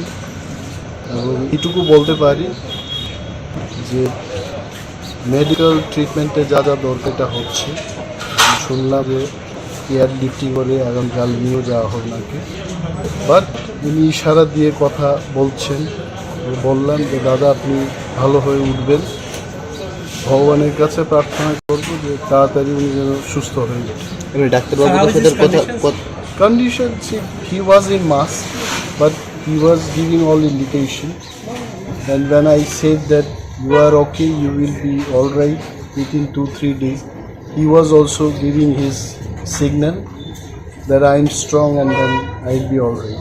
So doctors are trying their best, and I have come to know that tomorrow airlifting will be done through air ambulance, and far better treatment the family members will try. Let us wait and see what happens, but I only can pray to the God that he should be very, very soon. Thank you.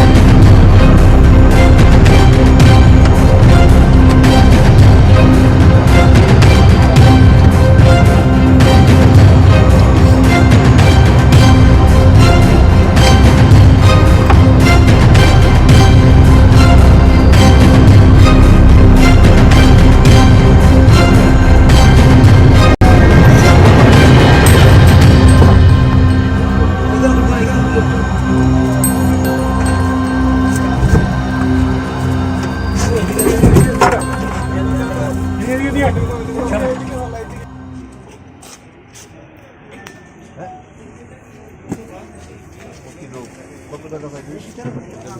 1.5 lakh টাকা নিয়ে দিলে ওই নিয়ে দিলে 1.5 লাখ টাকা নিয়ে আসতে তো গাড়ি হবে রাত রাত্রি বন্ধ করে দিয়া বস করো তো 35 গাড়ি কিনে দিলে এটা যদি ভালোভাবে 2-3 বছর চালাই দিল তো আরেকটা গাড়ি তৈরি করতে হলে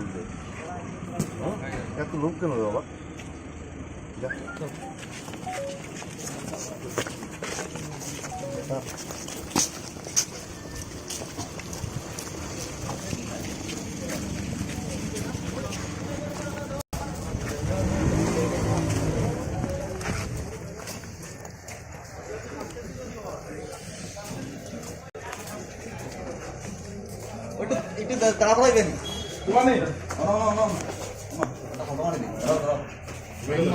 করে চুরাইবাড়ি নাকা, যেটা 19/8/2023 থেকে ত্রিপুরাকে নেশামুক্ত করার জন্য আমাদের রাজ্যের মাননীয় মুখ্যমন্ত্রী আহ্বান এটা শুরু হয়েছিল। আমরা রেগুলার এখানে সাকসেস পাচ্ছি। আজকেও আমরা যে গাড়িটাকে আপনার দেখবেন PR01AQ1928 এই গাড়িটাকে ডিটেইন করি। এই ডিটেইন করার পর যে সময় তল্লাশি করা হয় তখন গাড়ির থেকে 37 প্যাকেটে 250 কেজি গাঁজা পাওয়া গেছে। গাড়ির ড্রাইভার কাম যে মালিক সুরজিৎ মজুমদার, তার বাড়ি আগরতলাতে, তাকে অ্যারেস্ট করা হয়েছে। চুরাইবাড়ি থানা থেকে NDPS কেস হয়েছে।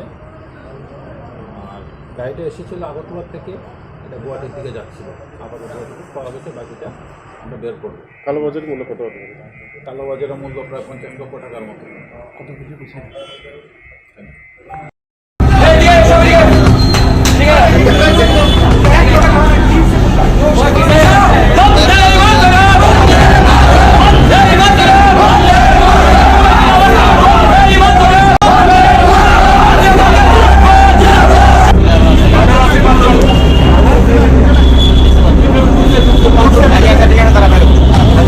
সবাই মিলে আওয়াজ তুলো, বন্দে মাতরম, বন্দে মাতরম, বন্দে মাতরম।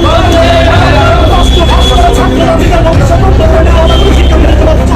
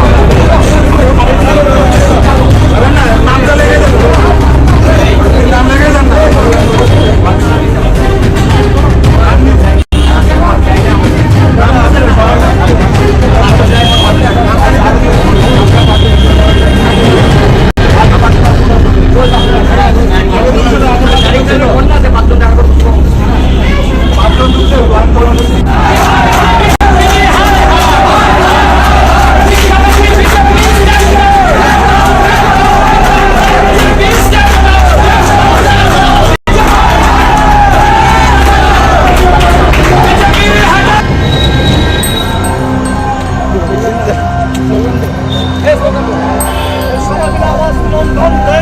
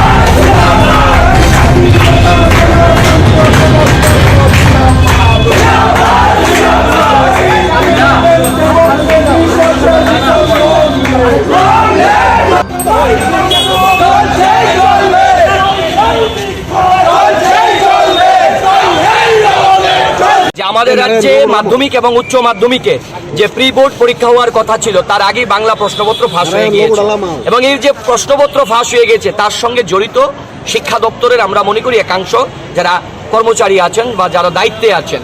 কারণ এই আগের যিনি শিক্ষা দপ্তরের দায়িত্ব পালন করেছেন রতন নাথ, উনি যখন এই রাজ্যে শিক্ষামন্ত্রী ছিলেন তখন তিনি গোটা রাজ্য জুড়ে একটা কেন্দ্রীয়ভাবে যে প্রি বোর্ড পরীক্ষার যে প্রশ্নপত্র করার যে একটা প্রসেসিং তৈরি করেছিলেন, তখনই আমরা সন্দেহ করেছিলাম যে এর সঙ্গে একটা আর্থিক লেনদেন আছে। আজকে যখন এই ছাত্রছাত্রীরা একটা প্রিপারেশন নেওয়ার পর যখন পরীক্ষা দিতে যাবে তার ঠিক আগ মুহূর্তে এক শ্রেণীর বিদ্যা ব্যবসায়ী, কারণ গত 6 বছর ধরে এই রাজ্যে বিজেপি সরকারের শাসনকালে এই রাজ্যে কোনো শিক্ষা ব্যবস্থা নেই। এই রাজ্যে শিক্ষা ব্যবস্থাটা হয়েছে একটা বিদ্যা ব্যবসা। এই বিদ্যা ব্যবসায়ীরা প্রশ্নপত্র ফাঁস করে দিয়েছে, ছাত্রছাত্রীদের ভবিষ্যৎ নিয়ে তারা ছিনিমিনি খেলছে। তাই আজকে যুব কংগ্রেস আমরা রাজ্যের শিক্ষা দপ্তরের কাছে ঘেরাও করে রেখেছি, কারণ এই প্রশ্নপত্র ফাঁস হওয়ার পর এখনো পর্যন্ত প্রাথমিকভাবে কাউকে জিজ্ঞাসাবাদ করতে পারেনি রাজ্যের শিক্ষা দপ্তর। যেই সরকার স্বচ্ছতার দাবি করে, যেই শিক্ষামন্ত্রী স্বচ্ছ শিক্ষানীতির দাবি করে, যেই সরকার গোটা দেশের মধ্যে যে ত্রিপুরার শিক্ষা ব্যবস্থা নাকি মডেল শিক্ষা ব্যবস্থা, এটাই হচ্ছে শিক্ষা ব্যবস্থা, তাদের মডেল ব্যবস্থা। যে প্রশ্নপত্র ফাঁস হয়ে যাচ্ছে এখনো পর্যন্ত অপরাধীকে খুঁজে বের করতে পারছে না। তাই আজ যুব কংগ্রেস এই রাজ্যের শিক্ষাকে বাঁচানোর জন্য এই শিক্ষা বিরোধী একটা সরকারের বিরুদ্ধে আজকে শিক্ষা দপ্তর আমরা ঘেরাও করেছি। আমরা দাবি করি এই যে প্রশ্নপত্র যারা ফাঁস করলেন তাদেরকে খুঁজে বের করে দৃষ্টান্তমূলক শাস্তির ব্যবস্থা করতে হবে। কারণ এই প্রশ্নপত্র শুধু আজকেই ফাঁস হয়নি, এর আগেও হয়েছিল, আমরা তখন এসেছিলাম, মনে হয়েছে আমরা ইট পাটকেলের কাছে ডেপুটেশন দিতে এসেছি, কথা বলতে এসেছি। কারণ এই সরকার একটা শিক্ষা বিরোধী। আজকে যে প্রশ্নপত্রগুলো ফাঁস হলো এর থেকে প্রমাণিত হয় এই রাজ্যে যতগুলো কম্পারেটিভ এক্সাম হয়েছে তারও প্রশ্নপত্র ফাঁস হয়েছে। এর সবচেয়ে বড় উদাহরণ জেআরবিটির যখন ফল প্রকাশ হয়, হাইকোর্টে মামলা করে কোর্টের রায়ে প্রমাণিত হয় যে সেই ফল প্রকাশের মধ্যে একটা দুর্নীতির ছাপ আছে। আজকে গোটা রাজ্য জুড়ে এই সরকারের শাসনে একটা দুর্নীতির গন্ধ পাওয়া যাচ্ছে। আজকে আমরা একটা দায়িত্বশীল যুব সংগঠন আমরা এখানে এসেছি, এই দোষীদের খুঁজে বের করে দৃষ্টান্তমূলক শাস্তির ব্যবস্থা করতে হবে এবং আগামী পরীক্ষা যে বাকি যে পরীক্ষাগুলো আছে এই পরীক্ষাগুলো যাতে ছাত্রছাত্রীদের কোনো মানসিক চাপ না থাকে সেইভাবে তাদের পরীক্ষার ব্যবস্থা করতে হবে। এবং এর পিছনে কারা কারা জড়িত সরকার এবং শিক্ষামন্ত্রীকে আমরা আজকে ঘুম ভাঙানোতে এসেছি, ঘুম ভাঙাতে যে এর যাতে সঠিক তদন্ত করেন। কারণ রাজ্যের যিনি শিক্ষামন্ত্রী দায়িত্ব পালন করছেন তিনি রাজ্যের মুখ্যমন্ত্রী, তিনি ব্যস্ত আছেন খেলা আর মেলা নিয়ে, তিনি ব্যস্ত আছেন কোথায় গিয়ে ফিতা কাটানো যায়, তিনি ব্যস্ত আছেন কোথায় গিয়ে পেটুক সমাবেশে উনি ভোজন করতে ভালোবাসেন, এগুলো নিয়ে তিনি ব্যস্ত আছেন, শিক্ষা নিয়ে তিনি ব্যস্ত নেই। তাই আজকে আমরা এখানে এসছি শিক্ষা দপ্তরের ঘুম ভাঙানোর জন্য।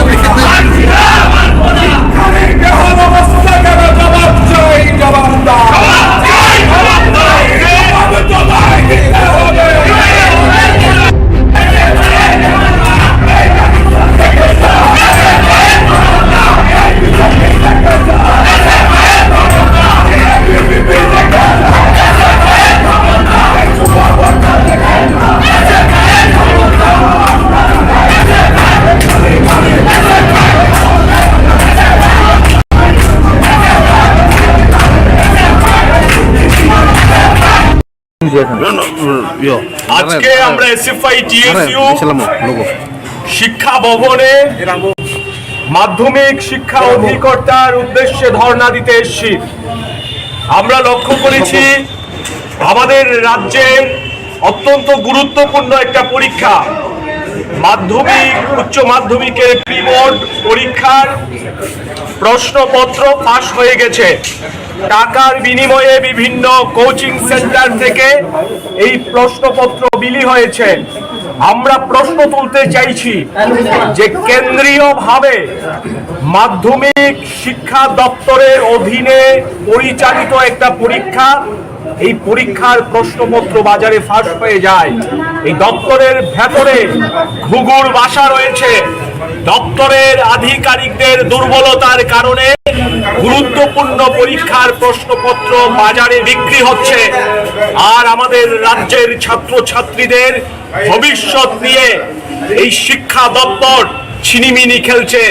রাজ্যের মুখ্যমন্ত্রী শিক্ষা দপ্তরেরও ভারপ্রাপ্ত মন্ত্রী, উনি যখন এই শিক্ষা দপ্তর পরিচালনা করেন তখন শিক্ষা দপ্তর প্রতিদিন পেছন থেকে আরো পেছনের দিকে যাচ্ছে। রাজ্যের শিক্ষামন্ত্রী তথা মুখ্যমন্ত্রীর কোনো সম্বিত ফিরছে না। উনি নানা জায়গায় ঘুরে ঘুরে জ্ঞান বিতরণ করছেন। স্বপ্নের ফেরিওয়ালার মতো ত্রিপুরা রাজ্যে মেডিকেল হাব হবে, শিক্ষার হাব হবে, এইরকম কাল্পনিক কথা তুলে ধরছেন। কিন্তু ত্রিপুরা রাজ্যে শিক্ষার যা কিছু ছিল সেটাকেও তিলে তিলে ধ্বংস করে দেওয়ার জন্যে মুখ্যমন্ত্রীর নেতৃত্বাধীন সরকার তৎপর রয়েছে। এই ভয়ঙ্কর পরিস্থিতিতে আমরা মনে করি ছাত্ররা যদি চুপ থাকে, ছাত্র সংগঠন যদি চুপ থাকে, তাহলে আগামী দিনে আরো ঘোরতর দুর্দিন নেমে আসবে। কাজেই আমরা আজকে শিক্ষা ভবনে এসেছি। আমরা তদন্তের দাবি করছি, যারা এই ঘটনায় জড়িত দোষীদের শাস্তির দাবি করছি এবং সেই সঙ্গে রাজ্যের শিক্ষা ব্যবস্থাকে বেসরকারীকরণের মাধ্যমে রাজ্যের শিক্ষা ব্যবস্থার যা কিছু অর্জন তাকে ধ্বংস করার জন্যে প্রতিদিন যে পাইচারা হচ্ছে তার বিরুদ্ধে এসএফআই টিএসইউ লড়াই করছে।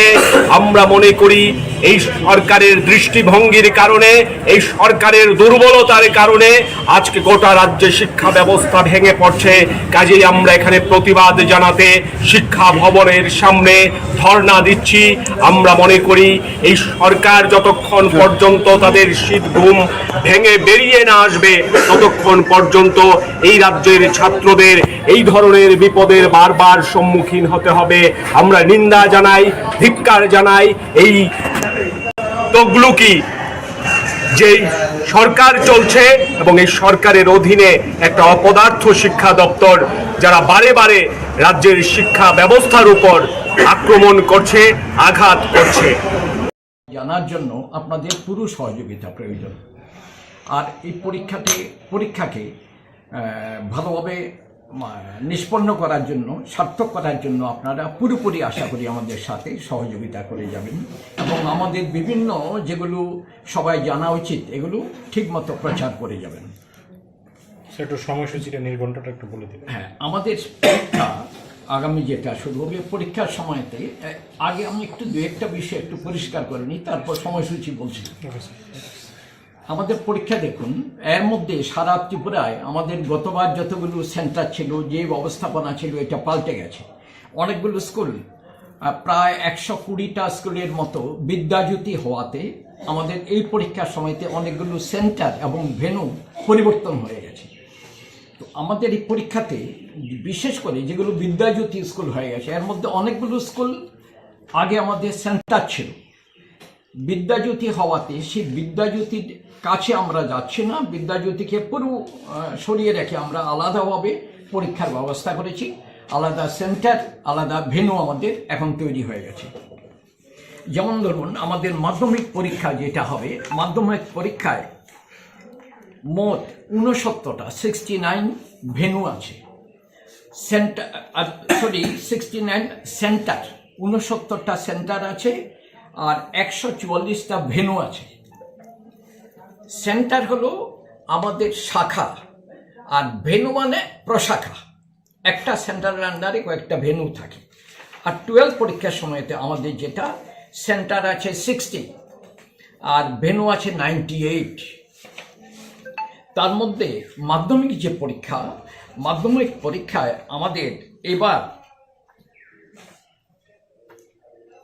বিভিন্ন আপনারা যদি জানতে চান বিভিন্ন ডিস্ট্রিক্ট ওয়াইজ আমরা জানিয়ে দিতে পারি কটা। যেমন ধরুন ধলাই জেলায় সেন্টার আছে 7টা, তার মধ্যে সেন্টার 7টা আছে, ভেন্যু আছে 13টা। আর স্কুল যে পরীক্ষা হবে 103টা স্কুলে পরীক্ষা হবে। গোমতী জেলাতে সেন্টার আছে 6টা, ভেন্যু আছে 17টা, পরীক্ষা হবে 127টা স্কুলে। খোয়াই জেলাতে 3টে সেন্টার আছে, 12টা ভেন্যু আছে, পরীক্ষা হবে 109টা স্কুলে। নর্থ ডিস্ট্রিক্টে 6টা সেন্টার আছে, 19টা ভেন্যু আছে, পরীক্ষা হবে 117টা স্কুলে। সিপাহী জেলাতে 8টা সেন্টার, 22টা ভেন্যু, পরীক্ষা হবে 179টা স্কুলে। সাউথ ডিস্ট্রিক্টে 10টা সেন্টার আছে, 19টা ভেন্যু আছে, পরীক্ষা হবে 168টা 168 স্কুলস। ঊনকোটিতে 5টা সেন্টার, 13টা ভেন্যু, আর পরীক্ষা হবে 92টা স্কুলে। আর ওয়েস্ট ডিস্ট্রিক্টে 24টা হচ্ছে সেন্টার, 29টা হচ্ছে ভেন্যু, পরীক্ষা হবে 204টা স্কুলে।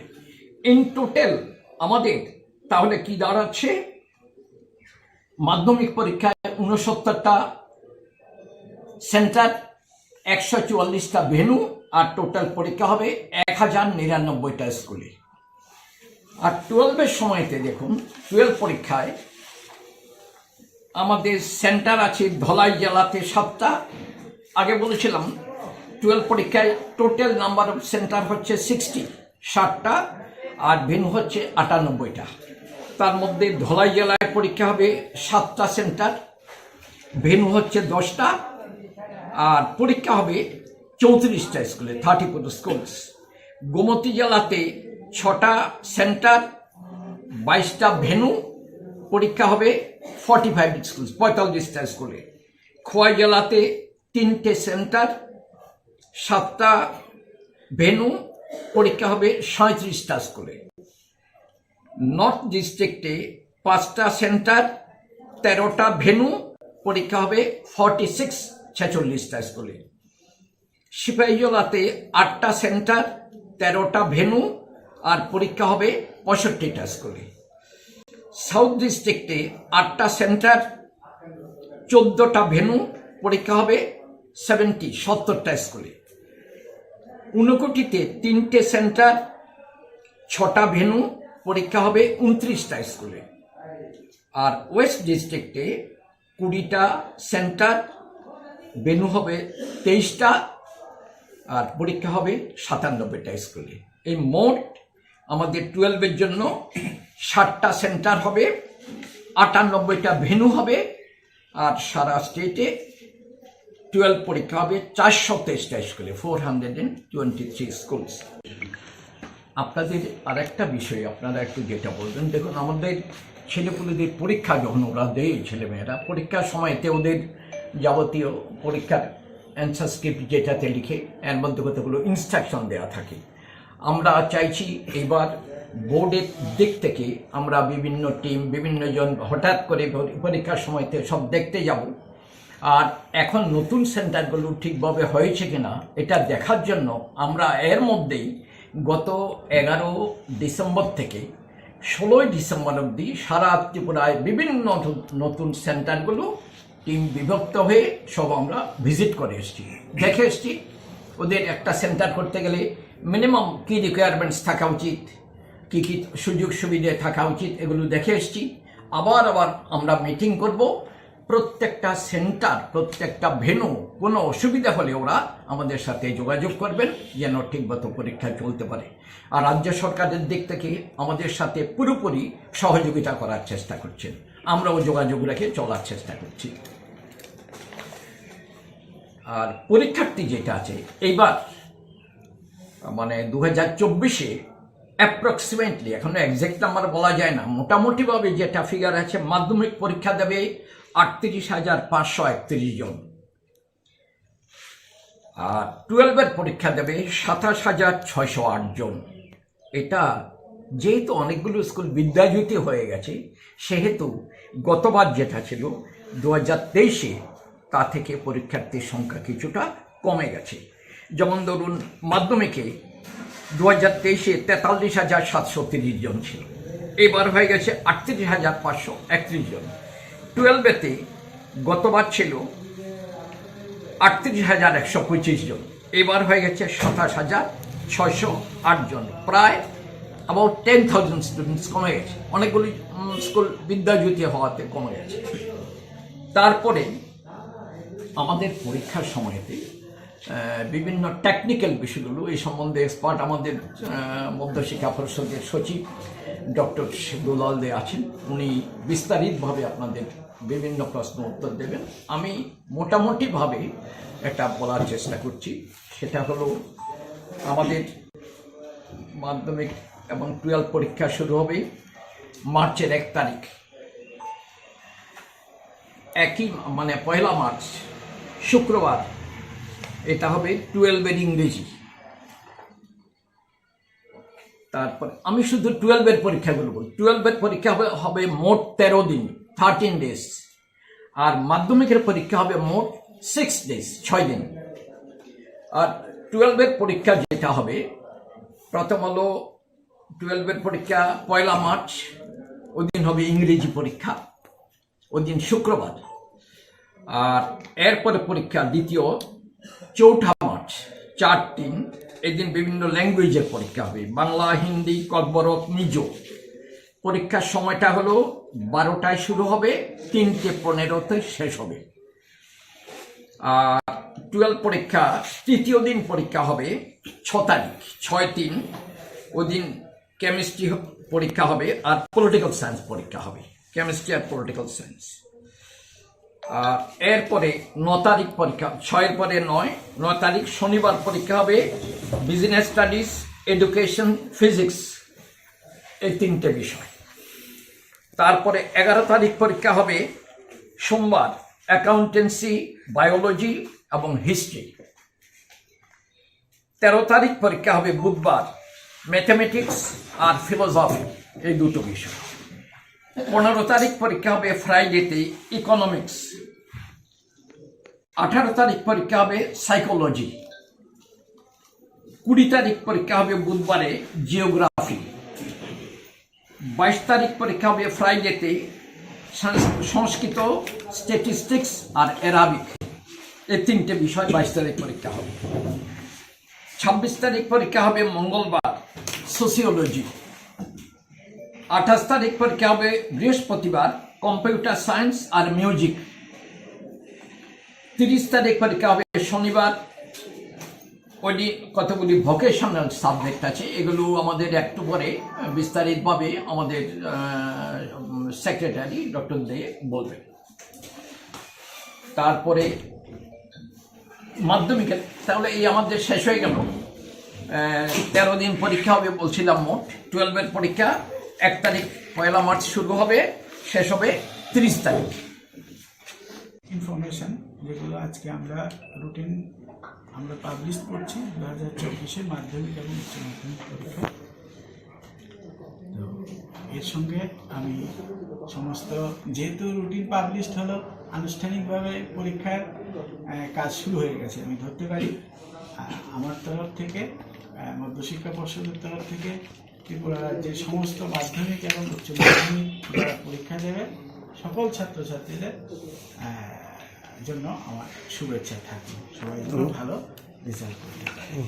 স্যার, গত বছরের একটা বিষয় দেখা গেছে যে বিশেষ করে রেজিস্ট্রেশনের ক্ষেত্রে আপনাদের সময়সীমা পার হওয়ার পরও বহু ছাত্রছাত্রী রেজিস্ট্রেশন করতে পারে না, পরবর্তী ফর্ম ফিল আপ, পরবর্তী সময় আপনি নিজে থেকে সেগুলো করেছেন, আপনাদের অভিজ্ঞতা রয়েছে গত বছর। এটাকে কাটানোর জন্য কি আপনারা এবছর কোনো নতুন পদ্ধতি অবলম্বন করবেন? নতুন পদ্ধতি কি করব? এখন আমার যেটা শিডিউল টাইম 5 জানুয়ারি টু 20 জানুয়ারি পর্যন্ত ফর্ম ফিল আপের আমরা ডেট দিয়ে দিয়েছি অনেক আগের থেকে। এখন এই ডেটের মধ্যে স্কুল এটা এন্ট্রি করবে, যারা যারা এক্সাম দেবে রেগুলার এক্সটার্নাল ক্যান্ডিডেট, ওদের কাছে তো ইনফরমেশান আছে যার যার স্কুলের, ওরা ডাটা এন্ট্রি করবে, অ্যাকর্ডিংলি আমরা ওই ডাটা প্রসেস করব।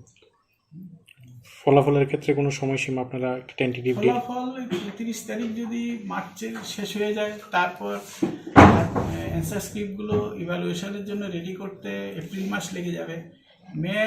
End of April R beginning of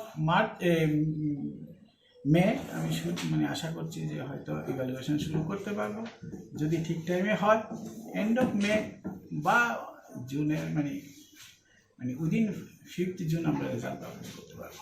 ফলাফল প্রকাশের ক্ষেত্রে বিশেষ ত্রুটি বারংবার লক্ষ্য করা যায়, আপনারা সেটার অভিজ্ঞতা রয়েছে। এটা দূর করার জন্য আপনারা কি ধরনের পদক্ষেপ এবার গ্রহণ করবেন? বিশেষ করে 12-এর ক্ষেত্রে প্র্যাকটিক্যাল মার্ক নিয়ে পরবর্তী সময়ে আপনারা বিভিন্ন স্কুল আপনারা ভিজিট করেছেন, যে বিশেষ করে এগুলো ত্রুটি না, আমরা ভিজিট করেছি একটি কারণে যে এটা আমাদের দায়িত্বের মধ্যেই পড়ে।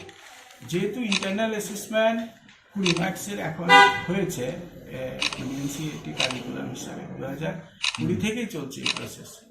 80তে থিওরি পরীক্ষা দেয়, 20তে ইন্টারনাল মার্কস দেয়। ইন্টারনাল মার্কসটাও দেওয়ার একটা প্রভিশন, একটা নির্দিষ্ট একটা কারিকুলাম রয়েছে কীভাবে করে দেওয়া হবে। এখন যে মার্কসগুলো ঠিকভাবে স্টুডেন্টদের যাচাই করে বা পরীক্ষা নিরীক্ষা করে দেওয়া হচ্ছে কিনা, আমরা শুধু সেই দিকটা বোর্ডের দিক থেকে দেখেছি স্কুলে গিয়ে। এটা ঠিক ত্রুটির মধ্যে পড়ে না, আমরা জাস্ট ভেরিফিকেশন করলাম যে যে কাজ করার কথা ছিল স্কুলে, স্টুডেন্টদের যে অ্যাক্টিভিটিস করার পরে ইন্টারনাল মার্কসটা দেওয়ার কথা, সেগুলো ঠিকভাবে করা হয়েছে কিনা সেগুলো শুধু আমরা দেখেছি। হ্যাঁ, নমস্কার সবাইকে। আমি এতক্ষণ স্যার যেগুলো বলেছেন আমি একটু চেঞ্জ করে বলার চেষ্টা করছি। যেমনটা আপনারা শুনেছেন, আমাদের এবার পরীক্ষা শুরু হচ্ছে 1 মার্চ থেকে। 12-এর ইংরেজি দিয়ে শুরু হবে, আর 2 মার্চ মাধ্যমিকের ইংরেজি দিয়ে শুরু হবে। মাধ্যমিকের পরীক্ষা শেষ হবে 23 তারিখ ভোকেশনাল সাবজেক্ট দিয়ে, আর 12-এর পরীক্ষা শেষ হবে 30 তারিখ ভোকেশনাল সাবজেক্ট দিয়ে। তো এর সাথে রিলেটেড প্র্যাকটিক্যাল পরীক্ষা, প্র্যাকটিক্যাল বেস সাবজেক্টগুলো অলরেডি আমাদের হয়ে গেছে, তার অ্যান্সার স্ক্রিপ্ট মার্কসও আমরা পেয়ে গেছি। আর প্র্যাকটিক্যাল মার্কসগুলো স্কুল কর্তৃপক্ষ আমাদের অনলাইন ফর্ম ফিল আপ যখন শুরু হবে তখন ওরা অনলাইনে আপলোড করবে। আর গতবারের তুলনায় এবারের কিছু সেন্টার ভেন্যু চেঞ্জ হয়েছে, আপনারা শুনেছেন বিদ্যাপীঠ স্কুলের কারণে কিছু ভেন্যু আমাদেরকে চেঞ্জ করতে হয়েছে। গতবার যেমন সেন্টার ছিল মাধ্যমিকে 77 আর ভেন্যু ছিল 162, সেখানে এবার সেন্টার হবে 69 আর ভেন্যু হবে 144। ভেন্যু 144 মানে এই 144 স্কুলে পরীক্ষা দেবে।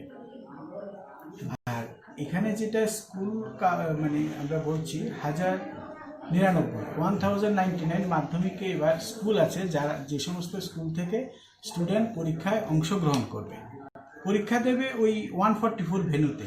144 ডিফিনিট করা আমাদের স্কুল আছে, ওই স্কুলগুলোতে পরীক্ষা দেবে। হ্যাঁ, আর একই রকমভাবে 12-এর ক্ষেত্রে আমাদের সেন্টার আছে 60 আর ভেন্যু আছে 92, মানে 92 স্কুলে পরীক্ষা দেবে। আর স্কুল থেকে অংশগ্রহণ করছে এরকম 423টি স্কুলের স্টুডেন্ট অংশগ্রহণ করবে, হায়ার সেকেন্ডারি স্কুল। হ্যাঁ, আর যেখানে গতবার ছিল সেন্টার 62, ভেন্যু 112। এরপর আমি আসছি যে আমাদের এই যে বিদ্যাজ্যোতি হওয়ার পরে যে ভেন্যু চেঞ্জেস হলো, এতে আমাদের নতুন ভেন্যু হয়েছে 56টি নতুন ভেন্যু আমাদের করতে হয়েছে মাধ্যমিকের জন্য। আর এইচএসের জন্য করতে হয়েছে আমাদের 39 এইচএসের জন্য নতুন ভেন্যু করতে হয়েছে। আর ক্যান্ডিডেটের কথা বলতে গেলে আমাদের যে ক্লাস 9-এ যারা রেজিস্ট্রেশন করেছে 2022-এ, ওরাই 2024-এ পরীক্ষা দেবে, হয়তো সবাই নাও বসতে পারে। তো আজকের পর্যন্ত আমার কাছে যে ডেটা আছে, যে রেজিস্ট্রেশন করেছে 38,559, 38,559 স্টুডেন্ট রেজিস্ট্রেশন করেছে ক্লাস 9-এ 2024 পরীক্ষার জন্য। এখন ফর্ম ফিল আপ করলেই বোঝা যাবে। ওদের ফর্ম ফিল আপ শুরু হবে 5 জানুয়ারি থেকে 20 জানুয়ারি পর্যন্ত চলবে। অ্যাজ ইউজুয়াল আমাদের অনলাইন ডাটা এন্ট্রি হবে। 5 জানুয়ারি থেকে শুরু হবে, 20 তারিখ পর্যন্ত চলবে। এর মধ্যে থেকে আমরা বুঝতে পারবো কতজন রেগুলার ক্যান্ডিডেট পরীক্ষা দেবে আর এক্সটার্নাল ক্যান্ডিডেট কতজন পরীক্ষা দেবে। এই ক্যান্ডিডেট থেকেই আসবে রেজিস্ট্রেশন যতজন করেছে। একই রকমভাবে 11-এ রেজিস্ট্রেশন করেছিল 27,627 জন, এর মধ্যে থেকেই আসবে। হয়তো পুরো সংখ্যাটা আসবে না, কিছুটা কম হতে পারে। আর তাছাড়া গতবার যারা ফেল করেছে 2023-এ, ওরা কন্টিনিউ কম্পার্টমেন্টাল হিসেবে এবার পরীক্ষা দেবে। তো এরকম মাধ্যমিকে কন্টিনিউ ক্যান্ডিডেটের সংখ্যা হচ্ছে 289, আর কম্পার্টমেন্টাল ক্যান্ডিডেট হচ্ছে 1014 মাধ্যমিকের ক্ষেত্রে, অনেকটা বেশি। আর হায়ার সেকেন্ডারির ক্ষেত্রে কন্টিনিউ থাকছে 300, আর কম্পার্টমেন্টাল থাকছে 510। সিঙ্গেল সাবজেক্ট 1 জন, ইমপ্রুভমেন্ট দেবে 23 জন ক্যান্ডিডেটে, ইকুইভ্যালেন্স ক্যাটাগরিতে এক্সাম দেবে 3 জন স্টুডেন্ট। তো এগুলো অলরেডি আমাদের কাছে ফর্ম চলে এসছে, এরা আগেই কনফার্ম হয়ে গেছে। এখন আমাদের কাছে রেগুলার আর এক্সটার্নাল ক্যান্ডিডেট আসবে 5 জানুয়ারি থেকে 23 জানুয়ারির মধ্যে। এর জন্য একটা আমরা পত্রিকায় নোটিশ দেবো, এর মধ্যেই দেবো। ডেটটা কবে স্যার? 5 জানুয়ারি থেকে 20 জানুয়ারি। এটা আমাদের অ্যানুয়াল ক্যালেন্ডারই দেওয়া আছে যে অনলাইন ডেটা এন্ট্রি যেটা পিরিয়ড থাকবে।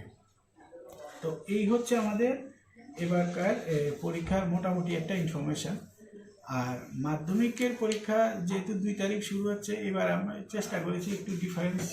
রুটিনটা আপনারা দেখলেই লক্ষ্য করবেন যে মাধ্যমিকের পরীক্ষায় আমরা গ্যাপ রেখেছি পর্যাপ্ত পরিমাণে, যথেষ্ট। এরকম গ্যাপ আর হয়তো আর আগে কোনোদিন মানে দিইনি। এবার মিনিমাম 5 ডেজ গ্যাপ আছে মাধ্যমিক একটা পরীক্ষার মধ্যে। তো এতে আশা করি স্টুডেন্টদের সুবিধা হবে, যেহেতু ওদের জীবনের প্রথম বোর্ড পরীক্ষা। আর 12-এর জন্য গ্যাপ আছে, কারণ সবাই তো সব সাবজেক্ট থাকে না, অটোমেটিক গ্যাপটা চলে আসবে। তো এই আমাদের 2024 সালের মাধ্যমিক এবং দ্বাদশের পরীক্ষা আগামী মার্চ মাসের 1 তারিখ শুরু হবে, আর পরীক্ষা শেষ হবে মার্চের 30 তারিখ। এই যে মাধ্যমিক এবং দ্বাদশের পরীক্ষা সার্থকভাবে পরিচালিত করতে গেলে, পরীক্ষাকে মানে সুন্দরভাবে শেষ করতে গেলে, যেমন একদিকে ছাত্র, শিক্ষক এবং অভিভাবকদের সহযোগিতা প্রয়োজন, তেমনিভাবে আমাদের রাজ্য সরকারের পুরোপুরি সহযোগিতা, প্রশাসনিক বিভাগ, শিক্ষা বিভাগ, স্বাস্থ্য বিভাগ, যোগাযোগ ব্যবস্থা, এগুলো প্রত্যেকটা দিক থেকে পুরো সহযোগিতা না হলে আমাদের পরীক্ষা নিষ্পন্ন করা সম্ভব নয়। এই জন্য আজকে আপনারা যারা বিভিন্ন যোগাযোগ মাধ্যমের প্রতিনিধি যারা আসছেন, আপনাদের আমরা বিনীতভাবে একটা অনুরোধ করব, সেটা হচ্ছে আপনারা পুরোপুরিভাবে পুরো যোগাযোগ ব্যবস্থাকে সচল রাখার জন্য আপনার শুরু হবে মার্চের 2 তারিখ থেকে, 2 মার্চ।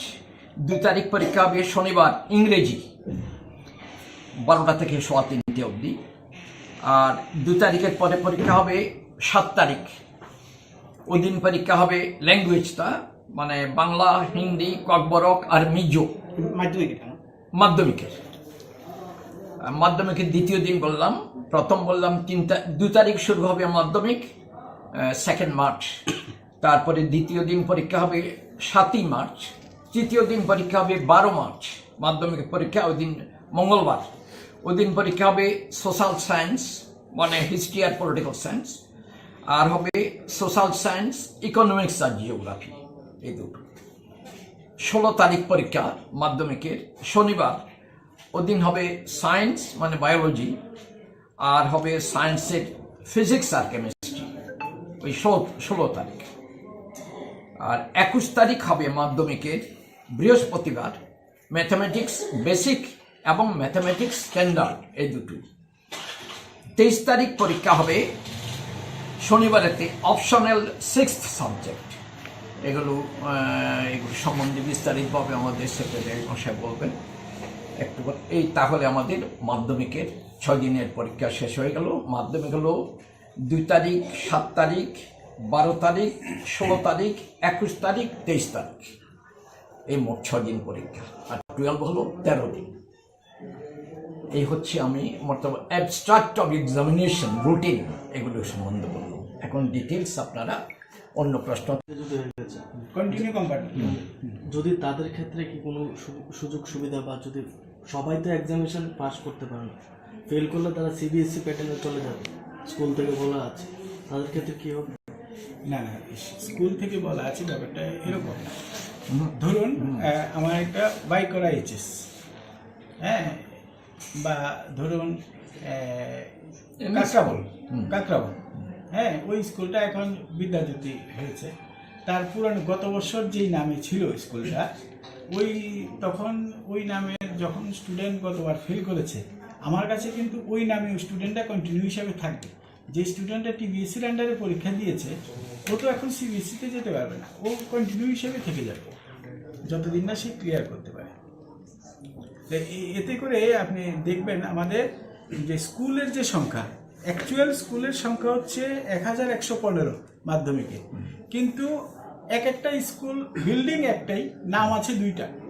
আমি স্যার বোর্ডের এক্সামটা বলছি যে না, সেটা যে বোর্ডের প্রি এক্সামটা যেটা চলছে, যে এটাই উত্তীর্ণ হলে যে প্রি বোর্ড তো কন্টিনিউ কম্পার্টমেন্টালের দিতে হয় না। প্রি বোর্ড আলাদা, ওই টেস্ট পরীক্ষার মতো। টেস্ট পরীক্ষা যেটা না, বলছে, ওইটা তো কন্টিনিউ কম্পার্টমেন্টাল স্টুডেন্টের দিতে হয় না, এটা তো শুধু রেগুলার এক্সটার্নাল ট্রেনিং। স্যার প্রশ্ন করতে নেই একটু সেই বিষয়টা কীভাবে দেখতে হবে? এই বিষয়ে আমাদের মন্তব্য করার কিছু নেই। প্রি বোর্ডের যে পরীক্ষা হয় এর সাথে বোর্ড কোনো যুক্ত না। প্রি বোর্ড পরীক্ষা পুরোপুরি রাজ্য সরকারের শিক্ষা বিভাগ, ওরাই পরীক্ষা নেন, বোর্ড অটোনোমাস আলাদা। আমরা ফাইনাল পরীক্ষার সাথে যুক্ত আছি। প্রি বোর্ড পরীক্ষা আমাদের আগে যে টেস্ট পরীক্ষা হতো সেই টেস্ট পরীক্ষার মতো।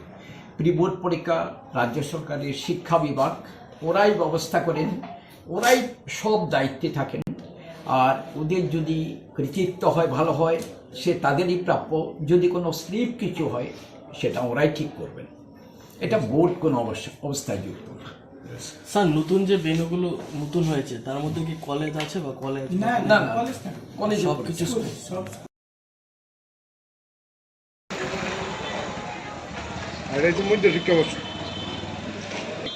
সমন কোনটাতে? And first, I would like to request our volunteers to welcome. The transparent manner it was held, and with all the future career in this department. Thank you. Without any disparity, due to strengthen the functioning of department, I wish you all the, especially the new entrants. Already you are qualified. Sri Asim Sada, Director, Minister, Child Welfare, Economics and Statistics Department. the other participants, print and media friends, for All of you from Welcome Hall.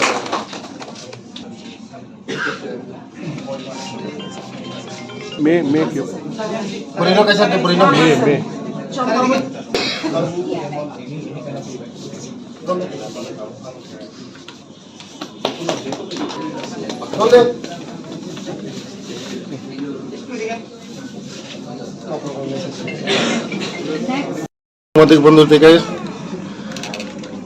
Merry Christmas,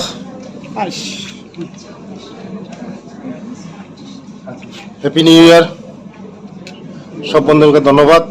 আজকে একটা এমন দিন, আমাদের সরকার, মানিক স্যারজির নেতৃত্বে যে সরকার, আমাদের সরকার সুস্থ নীতিতে যে সরকার চলছে, আজকে আমাদের মধ্যে 37 ছেলেমেয়েরা আজকে অফার পাচ্ছে।